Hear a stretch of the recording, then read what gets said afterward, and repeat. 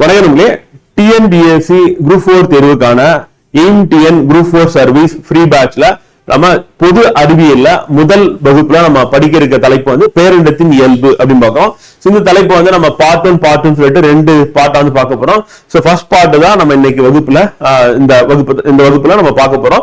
So பேரிண்டத்தின் இயல்பு அப்படின்னு எடுத்துட்டோம்னாவே இதுல சென்ற ஆண்டு அதுக்கு முன்பு நடைபெற்ற 4 ஆண்டுகள்ல 8 எஸ்எல்சி ஸ்டாண்டர்ட்ல இருக்கக்கூடிய கொஸ்டின் பேப்பர் நம்ம அனலைஸ் பண்ணும்போது அவங்க எங்க இருந்து கேள்வி கேட்கறாங்கன்னா கரண்ட் அஃபேர்ஸ் தான் ஃப்ரெண்ட் வந்து. அதுக்கு முன்னாடி வந்து நமக்கு ஸ்டாட்டிக் ஏரியால இருந்து கேட்டிருக்காங்க. ஸ்டாட்டிக்னா நம்ம புக்ல இருந்து கேட்டிருக்காங்க. ஆனா கரண்ட் அஃபேர்ஸ் அவுட் சோர்ஸ் அப்படின்றத பேஸ் பண்ணி கொஸ்டின் போயிருக்கு அறிமுகம். சோ அதனால நம்ம என்ன பண்ண போறோம் அப்படின்னா ரெண்டுத்தையுமே கவர் பண்ண போறோம். சோ இன்னைக்கு வகுப்புல நம்ம வந்து ஸ்டாட்டிக் ஏரியால நம்ம எஸ்சிஆர்டில இருக்கக்கூடிய சமச்சீர் பாடப்புத்தகத்துல இருக்கிறத கவர் பண்ணுவோம். சோ நாளைக்கு நம்ம சமச்சீர் பிளஸ் கரண்ட் அஃபேர்ஸ் அப்படின்றத கவர் பண்ண போறோம். சாக மொத்தத்துல இதுல இருந்து கேட்கக்கூடிய அந்த கேள்வியை நம்ம சரியா விடையளிக்க போறோம். இது வந்து மோஸ்ட் இம்பார்ட்டன்ட் டாபிக்ல வரக்கூடிய ஒரு தலைப்பா வந்து இருக்க போகுது அறிமுகம். சோ முதல் நாள் நம்மளுடைய வகுப்புல வந்து நம்மளுடைய பொது அறிவியல் புத்தகத்துல இருந்தா நம்ம வந்து பார்க்க போறோம். சோ பொது அறிவியல்ல முதல் சாப்டராவே நம்ம பேரிண்டத்தின் இயல்பு இருக்கு. சோ அதுல பக்க எண் வந்து பாத்தீங்கன்னா 1 இருந்து பக்க எண் வந்து 10 வரைக்கும் உள்ள தலைப்புகளை வந்து நம்ம துணை தலைப்புகளை வந்து இன்றைய படிக்க இருக்கிறோம் அறிமுகம். சோ அவங்க கிட்ட அகாடமியோட புக் இருந்துச்சுன்னா நீங்க அப்படியே புக் எடுத்துக்கிட்டு நான் சொல்றது நான் மார்க் பண்றது எல்லாமே நீங்க அப்படியே ஹைலைட் பண்ணிருங்க. ஹைலைட் பண்ணிட்டு எதெல்லாம் அண்டர்லைன் பண்றோம் அதெல்லாம் கீவேர்டு. சோ அந்த அண்டர்லைன் பண்ண அந்த கீவேர்ட்ஸ் நீங்க என்ன பண்ணணும் அப்படின்னா ரெட் கலர் பென்ல அண்டர்லைன் பண்ணிக்கோங்க.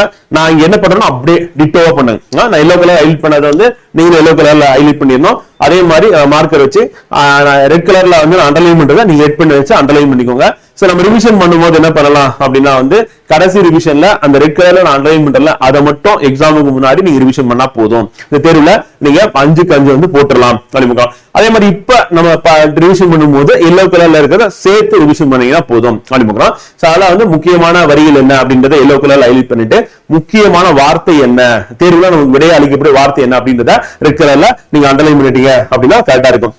இந்த வகுப்புகள் அப்படின்றது வந்து நம்ம முழுமையானதா இருக்க போகுது. எப்படி அப்படின்னு கேட்டீங்கன்னா வகுப்பு முடிஞ்சவனே உங்களுக்கான பிடிஎஃப் மெட்டீரியல் அப்படின்றது வந்து நீங்க நம்மளுடைய அகாடமியோட ஆப்ல போயிட்டு நீங்க ஆக்சஸ் பண்ணி எடுத்துக்கலாம். அதே மாதிரி இந்த வாரம் நடைபெறுள்ள வகுப்புகள் அனைத்தும் வந்து உங்களுக்கு வருகிற ஞாயிற்றுக்கிழமை காலை வந்து பாத்தீங்கன்னா பயிற்சி தேர்வு வந்து உங்களுக்கு இருக்க போது அந்த டெஸ்ட் பிராக்டிஸ் அப்படின்றத நீங்க போட்டு பார்த்துடலாம் அனுமதிக்கிறாங்க. அதுக்கான லைவ் டிஸ்கஷன் அப்படின்றதும் இருக்கு அனுமதிக்கலாம். இது மட்டும் இல்லாம நம்ம கூடுதலா வந்து பாத்தீங்கன்னா ஒரு 15,000 வினாக்கள் கொண்ட டெஸ்ட் பேட்ச் அப்படின்றதும் நம்ம வந்து லான்ச் பண்ணிருக்கோம். அது வந்து போஸ்டல் டெஸ்ட் பேட்ச் அப்படியே எக்ஸாக்டா டிஎன்பிசி பேட்டர்ன்ல ஒரிஜினல் கொஸ்டின் புக்லெட்டா இருக்கும். அந்த ஃபாண்ட்ல இருந்து சைஸ்ல இருந்து எல்லாமே அதே பேட்டர்ன்ல இருக்கும். அந்த ஓஎம்ஆர் அப்படின்றத நீங்க ஷேர் பண்ணி பிராக்டிஸ் பண்றதுக்கான நம்ம போஸ்டல் டெஸ்ட் பேட்ச் அப்படின்னு லான்ச் பண்ணிருக்கோம். அதே மாதிரி அதை பேஸ் பண்ணி ஆன்லைன் டெஸ்ட் பேட்சும் இருக்கு அறிமுகம். இப்ப நம்ம ஃபர்ஸ்ட் வந்து நம்ம புத்தகத்துல வந்து இருக்கக்கூடிய பார்ப்போம். சென்ற நடைபெற்ற தேர்வுல 5ல் 4 வினாக்கள் வந்து நம்ம புத்தகத்துல இருந்து இடம்பெற்றுள்ளது. இந்த ஆண்டு வந்து பாத்தீங்கன்னா 5க்கு 5 வரணும் அப்படின்னு சொல்லிட்டு நம்ம ஸ்டார் போட்டு அவுட் சோர்ஸ்ல ஆட் பண்ணி தான் நம்ம வகுப்பு கொண்டு போறோம். நம்ம புத்தகமும் இருக்க போகுது அறிமுகம். சோ மொத்த தலைப்புகள் எத்தனை அப்படின்னு பாத்தீங்கன்னா இயற்பியல்ல நமக்கு 11 தலைப்புகள் இருக்கு அறிமுகம். வேதியியல்ல நமக்கு 4 தலைப்புகள் இருக்கு அறிமுகம். சோ ரிமைனிங் உயிரியல் அப்படின்னு சேர்க்கும் போது மொத்தம் நமக்கு 24 தலைப்புகள் வந்து இருக்கு அறிமுகம். அதுல முதல் தலைப்பு முதல் வகுப்புல நம்ம பேரிண்டத்தின் இயல்பு அப்படின்ற தலைப்பு தான் நம்ம படிக்க இருக்கோம் அறிமுகம். சோ வாங்க படிக்கலாம். ரொம்ப சுலபம் தான். வகுப்புல உங்களை படிக்க வச்சிருவேன். அடுத்து நீங்க என்ன பண்ண போறீங்க போய் ரிவிஷன் பண்ண போறீங்க அறிமுகம். இப்ப நம்ம postal test batch online test பேட்ச்ல ஜாயின் பண்ண ஸ்டூடெண்ட் சீரிஸா படிக்கிற ப்ரிப்பேர் பண்ற ஸ்டூடெண்ட்ஸ்க்கு வந்து நம்ம அந்த டெஸ்ட் பேட்ச்ல ஜாயின் பண்றோம். ஈவினிங் வந்து குரூப் டிஸ்கஷன் இருக்கு அறிமுகம். அப்ப தினமும் மாலை வந்து பாத்தீங்கன்னா உங்களுக்கான குரூப் டிஸ்கஷனுக்கான லிங்க் அனுப்பிடுவாங்க.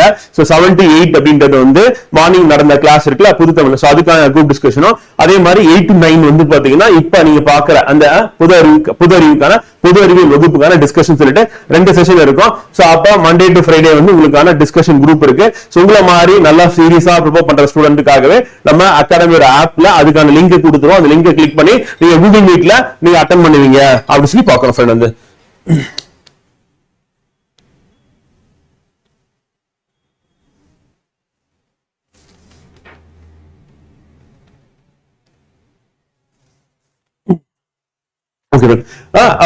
நம்ம இப்ப பாடத்துக்குள்ள போலாமா வந்து பேரிண்டத்தின் இயல்பு அப்படின்னு நம்ம எடுத்துக்கும் போது வந்து பேரிண்டம் அப்படின்னாவே நமக்கு பல ஆச்சரியங்களை கொடுக்கும். ஏன் ஆச்சரியத்தை கொடுக்குது அப்படின்னு கேட்டீங்கன்னா ஃப்ரெண்ட் வந்து நம்ம இந்த பேரிண்டத்துல நம்ம எங்க இருக்கோம் அப்படின்னா பூமியில இருக்கோம் நமக்கு தெரியும், இடத்துல இருக்கோம் அப்படின்னு நமக்கு தெரியும் வந்து. ஆனா இந்த பேரிண்டம் எவ்வளவு பெருசு அப்படின்னா வந்து பலருக்கு வந்து தெரியாது. எவ்வளவு பெருசு அப்படின்னு நம்ம சொல்லும் போது வந்து பாத்தீங்கன்னா இப்ப பேரிண்டம் அப்படின்னு நம்ம எடுத்துக்கும் போது அந்த பேரிண்டத்துல என்னென்னலாம் இருக்கு அப்படின்னு பாத்தீங்கன்னா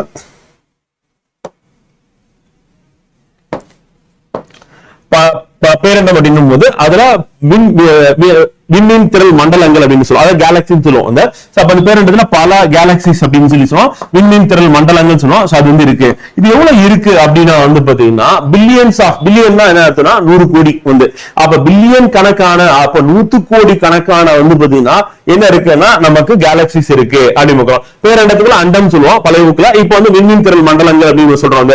சோ அப்ப இந்த ஒவ்வொரு விண்மீன் திரள் மண்டலத்திலையும் கேலக்சின்னு சொல்லுவோம். இதுக்குள்ள என்ன இருக்கு அப்படின்னு போனோம்னா இதுக்குள்ள இருக்கிறது வந்து கோடிக்கணக்கான, அது பில்லியன் கணக்கான நட்சத்திரங்கள் இருக்கு வந்து. சோ அதுல ஒரு நட்சத்திரம் தான் யாரு அப்படின்னா நம்மளுடைய சூரியன் அப்படின்றோம். அப்ப நம்ம அதுல ஒண்ணு நம்மளுடைய சூரியன் அப்படின்னு சொல்லும் போது, அப்ப இந்த சூரியன் எங்க இருக்கு அப்படின்னு கேட்டாங்கன்னா பால்வெளி திரள் மண்டலம் அப்படின்னு, பால்வெளி விண்மீன் திரள் மண்டலம் அப்படின்னு சொல்லுவோம், அதாவது மில்கி வே கேலக்சின்னு சொல்லுவோம். சோ அதுலதான் நம்ம சூரியன் வந்து இருக்கு.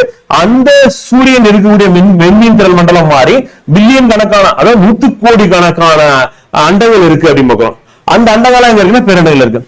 அப்ப நம்ம கற்பனையே பண்ண முடியாத அளவுக்கு ரொம்ப பெருசுதான் என்ன அப்படின்னா வந்து நம்மளுடைய பேரண்டம் பார்க்கிறோம். இப்ப இந்த பேரண்டத்துக்குள்ள இருக்கிறது அண்டங்கள், அதாவது விண்மீன் திரள் மண்டலம். விண்மீன்னா நட்சத்திரம், திரளா இருக்கு, நட்சத்திரம்லாம் ஒன்னா சேர்ந்து இருக்கு, அது ஒரு மண்டலம் சொல்றோம். அந்த மண்டலத்துக்கு ஒரு பேர் வைக்கிறோம். அந்த பேர் தான் என்ன அப்படின்னா வந்து நம்ம இந்தியன் நேம் வந்து ஆகாஷ் கங்கா அப்படின்னு சொல்லி, ஆகாய கங்கை அப்படின்னு சொல்லுவோம். அது மில்கி வே கேலக்சி அப்படின்னு சொல்லி சொல்லுவாங்க. பால்வெளி அண்டம் அப்படின்னு இல்ல பால்வெளி விண்மீன் திரள் மண்டலம் அப்படின்னு சொல்லுவோம். இதுதான் நம்மளுடைய கேலக்சி. அந்த கேலக்சியில ஒரு நட்சத்திரம் தான் எதுன்னா சூரியன். அந்த சூரியன் தான் வந்து சூரிய மண்டலத்தை சூரிய குடும்பத்தை ஏற்படுது.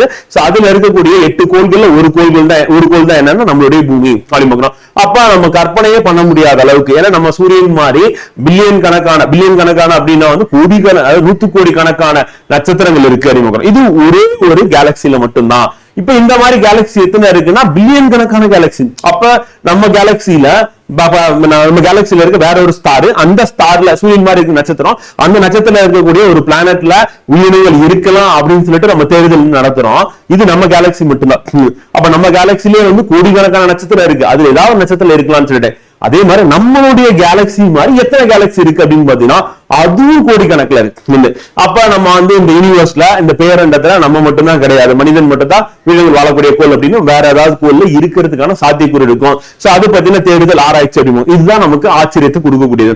சரி, நம்ம எப்படி தோன்றுச்சு அப்படின்னா வந்து பல்வேறு விதமான தீரிகள் வந்து இருக்கு. சோ அதுல ரொம்ப முக்கியமான தீரி நமக்கு எக்ஸாம்ல திருப்பி கேட்கறது என்ன அப்படின்னா வந்து பெருவெடிப்பு கொள்கை, பிக் பேங் தியரி அப்படிங்க. சோ இந்த பிக் பேங் தியரி யார் சொன்னா, பிக் பேங் தியரினா என்ன அப்படின்றத நமக்கு எக்ஸாம்ல கொஸ்டினா திருப்பி கேட்கறாங்க அப்படிங்கிறோம். அப்ப இந்த பேரண்டம் அப்படின்றது வந்து விரிவடையுது அப்படிங்கிறோம். சோ அப்ப இந்த விரிவடைகிறது அப்படின்னும் போது அதை பத்தின இது விரிவடைவதற்கான ஆற்றல் எங்கிருந்து வருது, அதே இந்த பேரண்டத்துல இருக்கிற எல்லாமே நமக்கு தெரியுமான்னு தெரியாது.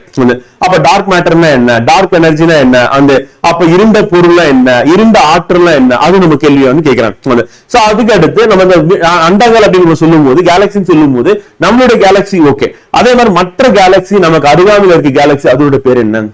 இப்ப விண்மீன் திரள் மண்டலங்கள் அப்படின்னு நம்ம சொல்லும் போது வந்து நியரஸ்ட் அப்படின்னா ஆண்ட்ரோமெடா அப்படின்னு நம்ம சொல்றோம். அப்ப ஆண்ட்ரோமெடா அப்படின்னும் போது என்ன சொல்றோம்னா அதுதான் நமக்கு மிக அருகாமையில் இருக்கக்கூடிய ஒரு விண்மீன் திரள் மண்டலமா இருக்கு.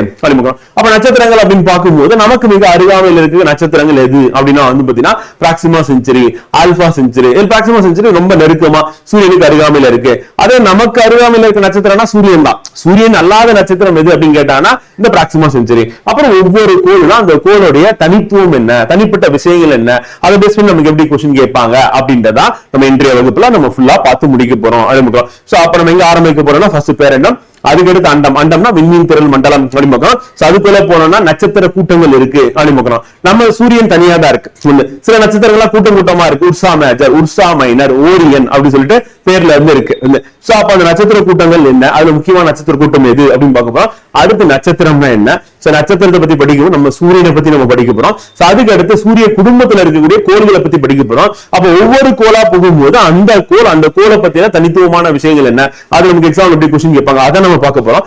அதுக்கு அடுத்து வந்து சிறுகோள் மண்டலம்னா என்ன, சிறுகோள்கள்னா என்ன அப்படின்னு பார்க்க போறோம். குறுங்கோள்கள்னா என்ன அப்படின்னு பார்க்க போறோம். வால் நட்சத்திரம்னா என்ன அப்படின்னு பார்க்க போறோம். இந்த வால் நட்சத்திரங்களுக்கு அடுத்து நம்ம வந்து இந்த விண்வெளி கற்கள், அது விண்வெளி கற்கள், விண்கற்களா எப்படி மாறுது அப்படின்னு பார்த்துட்டு நம்ம இன்றைய வகுப்பு கம்ப்ளீட் பண்ணுவோம். இது எல்லாம் சேர்ந்துதான் வந்து பாத்தீங்கன்னா நம்ம இந்த பேரண்டத்துல இருந்து ஆரம்பிச்சு நம்மளுடைய எர்த் அப்படின்னு சொல்லி கொண்டு வரோம். அதுக்கு அடுத்து நம்ம இப்ப இருக்கக்கூடிய சயின்ஸ் அண்ட் டெக்னாலஜி அறிவியல் தொழில்நுட்பத்தின் அடிப்படையில நம்ம கெப்லருடைய லாஸ் அப்படின்னு பார்க்க போறோம். அப்புறம் சேட்டலைட் எப்படி சுத்தி வருது அப்படின்னு பார்க்க போறோம். பன்னாட்டு விண்வெளி மையம்னா என்ன அதை பத்தி நம்ம படிக்க போறோம் நாளைய வகுப்புல.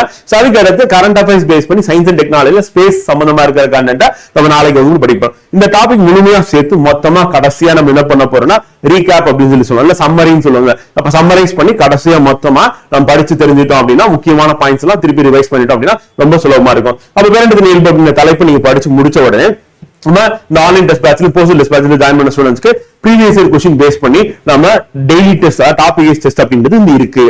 அதே மாதிரி இன்னைக்கு என்ன கிளாஸ் ஆட்டோம்னா அதுக்கான குரூப் டிஸ்கஷன் அப்படின்றது இன்றைய ஈவினிங் வந்து பாத்தீங்கன்னா உங்களுக்கு 78ல ஜிஎஸ் கான டிஸ்கஷன் இருக்கு. அது 6 to 7 அப்படின்றது வந்து உங்களுக்கான லாங்குவேஜ் கான டிஸ்கஷன் அப்படின்றது இருக்கு அறிமுகம். சோ அட்டெண்ட் பண்ணுங்க கண்டிப்பா அது உங்களுக்கு ஹெல்ப்ஃபுல்லா இருக்கும் அறிமுகம். இப்ப பேரண்டத்தின் இயல்பு நம்ம சொன்ன அதே இதோட கண்ணோட்டத்துல நீங்க அப்படியே பாத்தீங்க அப்படின்னா பேரண்டம் அப்படின்னு என்னப்பா இருக்கு அப்படின்னா கோடிக்கணக்கான விண்மீன் திறன் மண்டலங்கள், கோடிக்கணக்கான ஒரு கேலக்சியே நமக்கு ஒரு பிரம்மாண்டம் வந்து. ஏன்னா ஒரு கேலக்சி நம்ம சுத்தி வர்றது அப்படின்றது வந்து பாத்தீங்கன்னா பலாயிரம் வருடங்கள் ஆகும். அப்ப அப்படி இருக்கும்போது இந்த மாதிரி கோடிக்கணக்கான விண்வெளி திறன் மண்டலங்களை கொண்டதுதான் என்னன்னா நம்மளுடைய பேரண்டம் அறிமுகம். அப்ப இந்த பேரண்டத்தின் கட்டமைப்பு அடிப்படை கட்டமைப்பு எது இருக்கு அப்படின்னா இந்த கேலக்சி தான் வந்து. அப்ப கேலக்சியோட கட்டமைப்பு யாருன்னா நட்சத்திரங்கள் தான் வந்து. சோ அப்ப நம்ம கொஸ்டின் எப்படி கேட்பாங்கன்னா பேரண்டத்தோட அடிப்படை கட்டமைப்பு building blocks of the galaxy அப்படின்னும் போது நம்ம என்ன சொல்றோம்னா வந்து நம்ம பில்டிங் பிளாக்ஸ் ஆஃப் த அந்த யூனிவர்ஸ் அப்படின்னு சொல்லும் போது கேலக்சியை சொல்றோம் அறிமுகம். அப்ப கேலக்சி என்னது விண்மீன் திறன் மண்டலம், விண்மீன்லாம் ஒன்னா சேர்ந்து ஒரு மண்டலமா இருக்கு, அதுக்கு பேர் தான் அண்டம் அறிமுகம். சோ அது அந்த அண்டத்துக்குள்ள என்ன இருக்கு அப்படின்னா கோள்கள் இருக்கு, வால் நட்சத்திரங்களுக்கு, சிறுகோள்களுக்கு, விண்கர்களுக்கு, அந்த துணைக்கோள்கள் அறிமுகம். துணைக்கோள்கள் எடுத்துக்காட்டு அப்படின்னா நம்ம நிலவு வந்து நம்ம சொல்லுவோம். மிகப்பெரிய துணைக்கோள் அப்படின்னா கனிமேடு சொல்லி சொல்லுவோம். முக்கியமான ஒரு துணைக்கோளா இருக்கு டைட்டன் அப்படின்னு பார்க்கலாம். இது எல்லாமே நம்ம வந்து அந்தந்த கோள் வரும்போது நம்ம படிக்க போறோம் அறிமுகம். இப்ப பேரண்டத்தின் படிநிலை அப்படின்னு எடுக்கும்போது அந்த ஆர்டர் என்னப்பா அப்படின்னா வந்து ஃபர்ஸ்ட் பேரண்டம், அடுத்து விண்மீன் திறன் மண்டலம், அதான் கேலக்சி, இது யூனிவர்ஸ், இது கேலக்சி அறிமுகம். சோ அந்த விண்மீன் திறன் மண்டலத்துக்குள்ள வந்தா நட்சத்திரம் ஸ்டார்ஸ் அப்படின்னு பார்க்கலாம். அப்ப அதுக்குள்ள போனோம்னா கோள்கள் பிளானட், சோ அதுக்குள்ள போனீங்கன்னா துணைக்கோள்கள் சேட்டலைட், நேச்சுரல் சேட்டலைட் அப்படின்னு. சோ அப்ப இதெல்லாம் சேர்ந்ததுதான் நம்ம பேரண்டத்தின் படிநிலையா வந்து இருக்கு அறிமுகம். இப்ப இந்த பேரண்டத்தின் தோற்றத்தை பற்றி கோட்பாடு தான் நமக்கு வெரி வெரி இம்பார்ட்டன்ட். இங்க இருந்து தான் நமக்கு கேள்வி ஸ்டார்ட் ஆகுது. யாரு சொன்னா அப்படின்னு கேட்பாங்க. கேட்டாங்கன்னா ஆப் ஜார்ஜ் லாமெட்ரி அப்படின்னு. சோ அப்ப அபே ஜார்ஜ் லாமெட்ரி அப்படின்றது என்ன பண்றாருன்னா அந்த பேரண்டம் அப்படின்றது வந்து பாத்தீங்கன்னா பற்றிய கோட்பாடு சொல்றாரு. ஏன்னா கோட்பாடு தான், யாரும் அப்ப பேரண்டம் தோன்றுவது இல்ல. ஏன்னா பேரண்டம் தோன்றியது எப்ப அப்படின்னு கேட்டீங்கன்னா 13.75 பில்லியன் இயர்ஸ் ஆகோ. அப்ப 13.75 பில்லியன் ஆண்டுகளுக்கு முன்பு வந்து இந்த பேரண்டம் வந்து தோன்றுச்சு அப்படின்னு பாக்குறோம். சோ அப்ப யாரும் இல்ல, அதனால ஒரு கோட்பாடா வந்து இருக்கு. அது எப்படி தோன்றுச்சு அப்படின்னா நமக்கு ஒரு ஆச்சரியத்தை கொடுக்கும். ஒரு என்ன சொல்றதுன்னா ஒரு சிறிய ஒரு துகள் வடிவத்தில் இருந்துன்னா வெடிச்சு எக்ஸ்ப்ளோர்ட் ஆகுது. அப்படி எக்ஸ்ப்ளோர்ட் ஆகும்போது என்ன ஆகுதுன்னா அப்படியே விரிவடைஞ்சிட்டே போகுது. சோ அப்ப ஆரம்ப காலகட்டத்தில் வெடிக்கும் போது ஒரு பாம்பு பிளாஸ்ட் ஆகும்போது எப்படி வந்து எக்ஸ்பாண்ட் ஆகுமோ அந்த மாதிரி ஒரு வெடிப்பு நடக்குது. அதுதான் பெரிய வெடிப்பு அப்படின்னு பிக் பேங். அதுல இருந்து என்னன்னா யூனிவர்ஸ் வந்து தோன்றிருக்கு. அப்ப யூனிவர்ஸ் தோன்றும் போது கேசஸ் வந்து டென்சிட்டி அதிகமா இருக்கிறதுல ஸ்டாரா மாறுது. அந்த ஸ்டார் எல்லாம் என்ன பண்ணுதுன்னா ஒரு அண்டத்தை உருவாக்குது, அந்த கேலக்சி அப்படின்னு உருவாக்குது, விண்மீன் திறன் மண்டலத்தை உருவாக்குது. அப்ப இந்த பிரபஞ்சம் அப்படின்னு வரும்போது அந்த பிரபஞ்சத்துக்குள்ள என்ன இருக்கு அப்படின்னா வந்து பாத்தீங்கன்னா கேலக்சிஸ் இருக்கு. இந்த கேலக்சிஸ் அப்படின்றத நம்ம என்ன சொல்லணும்னா நம்மளுடைய கேலக்சி, நம்மளுடைய அண்டம், நம்மளுடைய விண்மீன் திறன் மண்டலம் எதை சொல்லணும்னா பால்வெளி அண்டம் அப்படின்னும். இந்த பால்வெளி அண்டத்துக்குள்ள போனீங்கன்னா நட்சத்திரங்கள் இருக்கு. அந்த நட்சத்திரங்கள ஒரு நட்சத்திரம் தான் யாரு? சூரியன். அந்த சூரியன் சுத்தி வந்து என்னன்னா 8 கோள்கள் வந்து சுத்தி வந்துட்டு இருக்கு. அப்ப சூரியன் கோள்கள் வந்து நம்ம கம்பேர் பண்ணும்போது ஆச்சரியமான விஷயம் என்னன்னா சூரியன் வந்து பாத்தீங்கன்னா இவ்வளவு பெருசா இருக்குன்னா நம்ம கோள்கள்லாம் இந்த மாதிரி பார்ட்டிகல்ஸ் மாதிரி இருக்கு, அவ்வளவுதான் சைஸ் வந்து. காரணம் என்னன்னா நம்ம மொத்த வால்யூம் வந்து இப்ப பூமிக்கும் சூரியனும் நம்ம கம்பேர் பண்ணணும்னு வச்சுக்கோங்க ஃப்ரெண்ட். வந்து எத்தனை பூமி எடுத்துட்டு போயிட்டு சூரியனுக்குள்ள வைக்கலாம் அப்படின்னு பாத்தீங்கன்னா 13 லட்சம் பூமி. ஒரு பூமியே நமக்கு பறந்து விருந்து பிரம்மாண்டமா இருக்கு. 3 பங்கு வந்து நீரால் சூழப்பட்டது, 1 பங்கு வந்து நிலத்தால் சூழப்பட்டது. அப்படி இருந்தாலும் இந்த பறந்து விரிந்த இந்த பூமி மாதிரி எத்தனை பூமி வந்து சூரியனுக்குள்ள வைக்கலாம் அப்படின்னா 1.3 மில்லியன் அப்படின்னா 13 லட்சம் பூமியை வந்து நம்ம என்ன பண்ணலாம் எடுத்துட்டு போய் வைக்கலாம். அவ்வளவு பெருசு. அப்ப நம்ம சன் அப்படின்றது நம்ம இமேஜின் பண்ண முடியாத அளவுக்கு பெருசு. ஆனா நம்ம பார்க்கும்போது சின்னதா தெரியுது. பார்க்கலாம் சின்னதா தெரியுது, ரொம்ப தூரத்துல இருக்கிறாங்க. அது எவ்வளவு தூரத்துல இருக்கு அப்படின்னா வந்து தோராயமாக 150 மில்லியன் கிலோமீட்டர் தூரத்துல சூரியன் வந்து இருக்கு அடிமுகம். சோ அப்ப இது சூரியனுக்கு நமக்கு இடையுள்ள தூரமா வந்து இருக்கு அடிமுகம். இப்ப இந்த சூரியனை சுத்தி வரக்கூடிய ஒரு கோள் வந்து அது உயிரினங்கள் வாழக்கூடிய ஒரு கோள் அப்படின்னா அதுதான் வந்து பூமி அப்படின்னு சொல்றோம். பூமி என்ன சொல்றோம்னா நீலக்கோள் அப்படின்னு. ஏன் நீலக்கோள் சொல்றோம் அப்படின்னா வந்து பூமியோட பரப்புல 4/3 பங்கு என்ன இருக்கு, நீர் தான் இருக்கு. அதனால நம்ம நீலக்கோள் அப்படின்னு சோ வாட்டரி பிளானட். இதுதான் வந்து நம்ம பேரண்டத்தை பத்தி நம்ம புரிஞ்சுக்க வேண்டியது. இதுல இன்னொரு ஆச்சரியமான விஷயம் என்னன்னா, ஒரு துகள் எப்படிப்பா வந்து வெடிச்சு இவ்வளவு பெரிய பேரண்டத்தை உருவாக்கி இருக்கோம். இது நம்ம கண்ணுக்கு முன்னாடி இருக்கக்கூடிய பொருட்கள் வந்து டேபிள் இருக்கு, சேர் இருக்கு, நம்ம இருக்கோம், வந்து பில்டிங் இருக்கு, பாறை இருக்கு, மண் இருக்கு, தண்ணி இருக்கு, இதெல்லாம் எப்படி உருவாயிருக்கும் அப்படின்னு நமக்கு ஆச்சரியத்தை ஏற்படுத்துது சனிமுகம். அப்ப அந்த சிறிய துகள் அப்படின்னு எந்த அளவுக்கு மிக அடர்த்தியா இருந்திருக்கும், எந்த அளவுக்கு வந்து பாத்தீங்கன்னா அதிக வெப்பநிலையில் இருந்திருக்கும், அது வெடிச்சு சிதறிதான் இந்த பேரண்டம் உருவாகுச்சு அப்படின்னு யார் சொன்னா அப்படின்னா அபே ஜார்ஜ் லாமெட்ரி வந்து சொல்றாரு. அதுதான் வந்து பெரு வெடிப்பு கொள்கை அறிமுகம். புரிஞ்சிருக்கும் நினைக்கிறேன். அப்ப முதல்ல சொன்னது யாரு, அபே ஜார்ஜ் லாமெட்ரி வந்து சொல்றாரு. என்ன சொன்னாரு அப்படின்னா வந்து பாத்தீங்கன்னா இந்த பேரண்டம் தோன்றியதை பற்றி சொல்றாரு. அதுக்கு பேர் என்னன்னா பெரு வெடிப்பு கொள்கை அப்படின்னு போகும். அப்ப பெரு வெடிப்பு கொள்கை சொன்னது யாரு அப்படின்னு கேட்பாங்க. அப்படி கேட்டாங்க அப்படின்னா வந்து பாத்தீங்கன்னா அபே ஜார்ஜ் லாமெட்ரி வந்து சொன்னாரு. சரி, இவர் சொன்னதுக்கு அப்புறம் இதுக்கான எவிடன்ஸ் கொடுத்தது யாரு, சப்போர்ட்டிவா ஆமாப்பா கரெக்ட், இவர் சொன்னது கரெக்ட் தான் அப்படின்னு சொல்லி எக்ஸாக்டா எப்ப தோன்றுச்சுன்னு சொன்னது யாரு அப்படின்னு பாத்தீங்கன்னா எட்வின் ஹபிள் வந்து சொல்றாரு. அப்ப எட்வின் ஹபிள் என்ன சொல்றாருன்னா, அப்படி வெடிச்சது வந்து எக்ஸ்ப்ளோஷன் நடந்தது, முடிஞ்சிருச்சானா முடியல, அப்படியே எக்ஸ்பேண்ட் ஆகிட்டே இருக்கு. அப்ப ஒரு பிளாஸ்ட் நடக்குது, பாம் பிளாஸ்ட் நடக்குது, நடந்த உடனே என்னன்னா அப்படி எக்ஸ்ப்ளோர்ட் ஆன உடனே அப்படியே விரிவடைஞ்சிட்டே போகும்ல. சோ அப்படி விரிவடைஞ்சிட்டு போறது என்ன சொல்றாருன்னா நம்ம பேரண்டம் விரிவடைகிறது. இது எப்படி சொல்றாரு அப்படின்னா, ஒரு நட்சத்திரத்துக்கும் இன்னொரு நட்சத்திரத்துக்கும் இடையில தூரம் வந்து இன்க்ரீஸ் ஆகுது. அப்ப அந்த நட்சத்திரம் அப்படின்னாவே ஒளியை வந்து உழக்கூடியது. இப்ப நம்ம சூரிய குடும்பத்துல யார் வந்து ஒளியை உழுவான்னு கேட்டீங்கன்னா சூரியன் மட்டும்தான். அப்ப நிலவு என்ன பண்ணுன்னா சூரியன் வரக்கூடிய ஒளி அதை பட்டு எதிரொலிச்சு நம்ம. அப்ப நிலவு நல்லா பிரகாசமா தெரியுது அப்படின்னா காரணம் என்னன்னு கேட்டீங்கன்னா ஃப்ரெண்ட் வந்து அது அந்த பிரதிபலிக்குது அப்படின்னு சூரியன்ல இருந்து பட்டு தெரியுது. அப்ப நம்ம வந்து விண்வெளிக்கு போனாங்க அப்படிங்கும் போது வந்து சுபன்சு சுக்லா வந்து போனாரு, ராகேஷ் சர்மா விண்வெளிக்கு போனாரு. அப்ப பார்க்கும்போது அங்கிருந்து பூமியை பார்க்க ரொம்ப அழகா ஒரு நீலக்கோள் மாதிரி இருக்கு இந்த அப்படின்னு சொல்றாங்க. அப்ப அந்த வாட்டரி பிளானட் அந்த நீல நிறமா தெரியுது. எப்படி தெரியுது அப்படின்னா சூரியன் வரக்கூடிய ஒளி அது வந்து என்ன பண்ணுன்னா நம்ம வானத்துல சிதறல் அடையுது.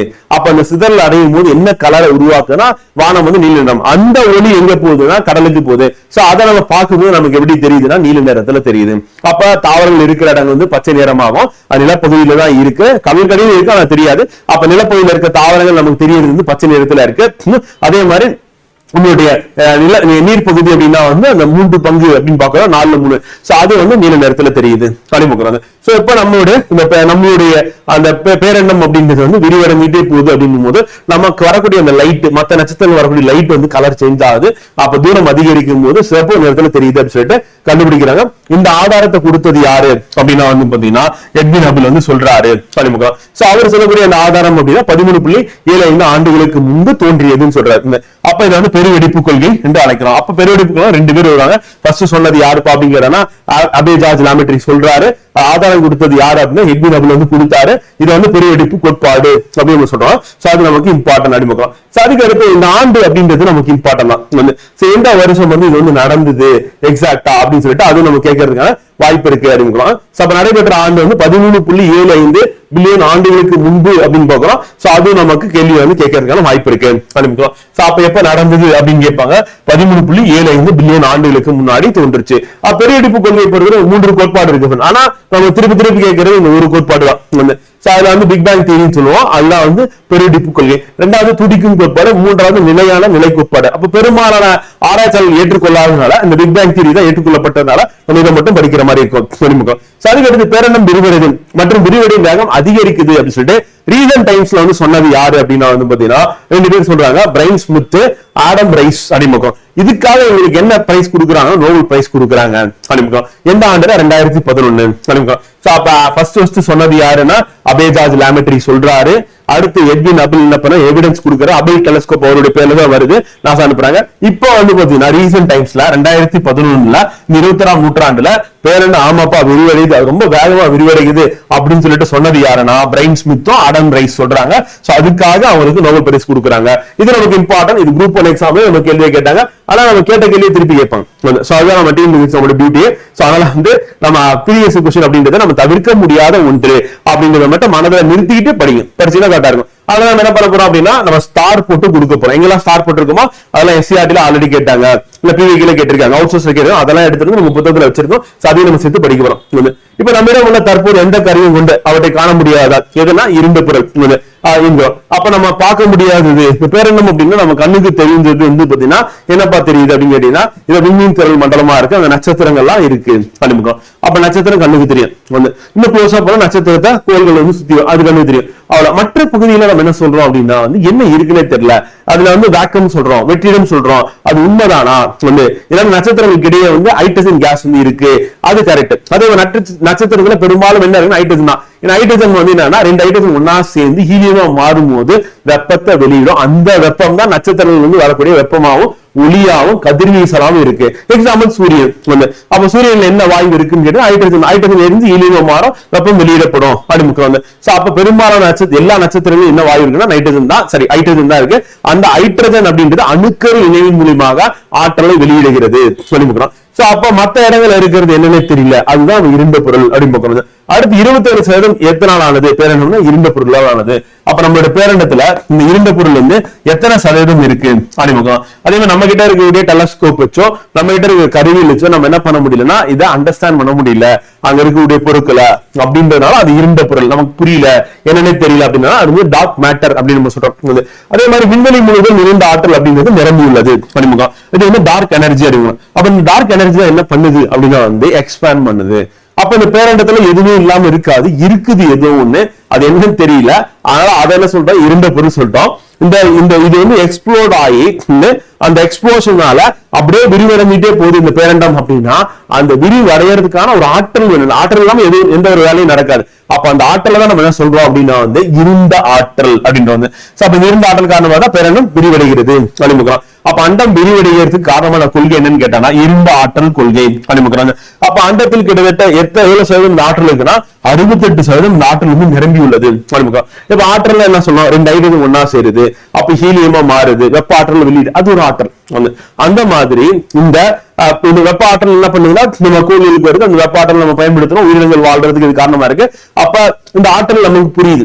இதே மாதிரி இந்த யூனிவர்ஸ் வந்து எக்ஸ்பேண்ட் ஆகிறதுக்கு காரணமான ஒரு ஆற்றல் இருக்கு, அந்த ஆற்றலை நம்மளால புரிஞ்சுக்க முடியல. அதனால நம்ம என்ன சொல்றோம்னா அது வந்து இருண்ட ஆற்றல், டார்க் எனர்ஜி அப்படின்றோம். அந்த டார்க் எனர்ஜினா கெட்ட சக்தின்னு அர்த்தம் கிடையாது, அது வந்து கெட்டது அப்படின்னு அர்த்தம் கிடையாது. ஆனா ஏதோ ஒரு ஆற்றல்னால இந்த பேரெண்ணம் விரிவடையுது. ஆனா எந்த ஆற்றல் தெரியல. அப்ப தெரியாத அந்த ஆற்றல் பேர் என்ன சொல்றோம் அப்படின்னா அந்த அன்னோன் எனர்ஜியை நம்ம என்ன சொல்றோம்னா டார்க் எனர்ஜி அப்படின்னு சொல்றோம். அது 68% வந்து இருக்கு அறிமுகம். அப்ப இருண்ட ஆற்றல் அப்படிங்கிறது நம்ம பேரண்டத்துல எவ்வளவுப்பா இருக்கு அப்படின்னு கேட்டா 68% அப்படின்னு நம்ம தெரிஞ்சுக்கணும். இப்ப அந்த பேரண்டம் அப்படிங்கும் போது வந்து பாத்தீங்கன்னா அதுக்குள்ள என்ன இருக்குன்னா அண்டங்கள் இருக்கு. அந்த அண்டம் தான் என்ன சொன்னா விண்மீன் திரள் மண்டலம். விண்மீன் நட்சத்திரம், திரள்லாம் ஒன்னா சேர்ந்து இருக்காரு, அது ஒரு மண்டலம். அப்ப அந்த மண்டலத்தை நம்ம என்ன சொல்றோம்னா நட்சத்திரங்கள்லாம் ஒன்னா சேர்ந்து நட்சத்திர கூட்டமா இருந்தாலும் சரி தனித்தனியா இதெல்லாம் ஒன்னா சேர்ந்து ஒரு அண்டத்தை ஃபார்ம் பண்ணுது அறிமுகம். அப்படி ஃபார்ம் பண்ணக்கூடிய இது அப்படிங்கும் போது வந்து இந்த விண்மீன் திரள் மண்டலம் நம்ம சொல்றோம். இது வந்து ஈர்ப்பு விசையால் ஒன்றாக பிணைக்கப்பட்டிருக்கும் நட்சத்திரங்களின் தொகுப்பாகும் அறிமுகம். அப்ப அண்டம் அப்படின்றது வந்து ஈர்ப்பு விசையால் பிணைக்கப்பட்டுள்ள. அப்ப ஈர்ப்பு விசை தான் எல்லாத்துக்கும் காரணமாவும் இருக்கு. நம்ம ஸ்பேஸ் சம்பந்தமா வந்துச்சு அப்படின்னு ஈர்ப்பு விசை பத்தி ஒரு ஸ்டேட்மெண்ட் கொடுத்தாங்கன்னா கண்டிப்பா அது கரெக்ட் நீங்க போட்டுலாம். இப்ப நட்சத்திரங்கள்லாம் ஒன்னா சேர்ந்து என்ன பண்ணுதுன்னா இந்த நட்சத்திரங்கள்லாம் வந்து எதை சுத்தி வருது அப்படின்னா நம்ம இந்த விண்மீன் திரள் மண்டலத்தின் மையப்பகுதியை சுத்தி வருது. இதுக்கு பேர் என்ன சொல்றோம் கேலக்டிக் சென்டர் அப்படின்னு நம்ம சொல்லுவோம். அப்ப அந்த கேலக்டிக் சென்டர் சுத்தி வருது. அப்ப அந்த விண்மீன் திரள் மண்டலம் என்பது ஈர்ப்பு விசையால் ஒன்றாக பிணைக்கப்பட்ட யார் இருப்பா விண்மீன் திரள் மண்டலத்துல விண்மீன் தான் இருக்கும். அந்த விண்மீனோட பேர் என்ன அப்படின்னா நட்சத்திரங்கள். அப்ப நட்சத்திரங்களின் தொகுப்பு. அந்த நட்சத்திரங்கள் தொகுப்பா இருக்கிறதுக்கு காரணம் என்னன்னா ஈர்ப்பு விசை. அந்த ஈர்ப்பு விசை தான் நமக்கு கீவேர்ட் அப்படின்னு. அப்ப விண்மீன் திரள் மண்டலம் எதனால வந்து ஒன்னா சேர்ந்து இருக்குன்னா ஈர்ப்பு விசையால தான் இருக்கு. இப்ப கோள்கள் ஏன் சூரியனை சுத்தி வருது அப்படின்னா ஈர்ப்பு விசை தான். அப்ப ஈர்ப்பு விசை என்ன பண்ணா சூரியனிலிருந்து வரக்கூடிய ஈர்ப்பு விசை கோளை சுத்தி வர காரணமா இருக்கு. அப்ப நிலவு ஏன் பூமியை சுத்தி வருது ஈர்ப்பு விசை தான். அப்ப பூமியிலிருந்து வரக்கூடிய ஈர்ப்பு விசை அந்த பொருள் மேல போற திருப்பி கீழே வருது அப்படின்னா அதுவும் ஈர்ப்பு விசை தான் அறிமுகம். அப்ப அந்த ஈர்ப்பு விசை அப்படின்றது எங்க இருக்குன்னா இந்த பேரண்டம் முழுவதும் காணப்படுகிறது அறிமுகம். பேரண்டத்தில் இருக்கக்கூடிய ஈர்ப்பு விசையை நம்ம என்ன பண்ணுவோம் அப்படின்னா வந்து கேபிட்டல் ஜி அப்படின்னு சொல்லுவோம். அதே வந்து நம்ம பூமியில இருக்கக்கூடிய ஈர்ப்பு விசையை நம்ம என்ன சொல்லுவோம் அப்படின்னா ஸ்மால் ஜி அப்படின்னு சொல்லுவோம். இப்ப ரெண்டுக்குள்ள வித்தியாசம் அறிமுகம். அடுத்து பெருவெடிப்பு நிகழ்வுக்கு பிறகு, அது பெருவெடிப்பு நிகழ்வு எப்ப நடந்ததுன்னா 13.75 அறிமுகம். அப்ப அந்த பெருவெடிப்பு நிகழ்வு நடந்து 5 பில்லியன் ஆண்டுகளுக்கு அப்புறம், அப்பனா 8.75 ஆண்டுகளுக்கு 8.75 ஆண்டுகளுக்கு முன்பு என்ன உருவாச்சு அப்படின்னா பாத்தீங்கன்னா இந்த பால்வெளி விண்மீன் திரள் மண்டலம் நம்மளுடைய கேலக்சி ஃபார்ம் ஆச்சு. அப்ப நம்ம கேலக்சி எப்ப ஃபார்ம் ஆச்சு அப்படின்னா பெருவெடிப்பு அப்படின்னு நிகழ்வு நடந்ததுன்னு சொல்றோம். அந்த பிக் பேங் எக்ஸ்ப்ளோஷன் நடந்து 5 பில்லியன் ஆண்டுகளுக்கு முன்னாடி உருவாச்சு. பிக் பேங் எக்ஸ்ப்ளோஷன் எப்ப நடந்தது?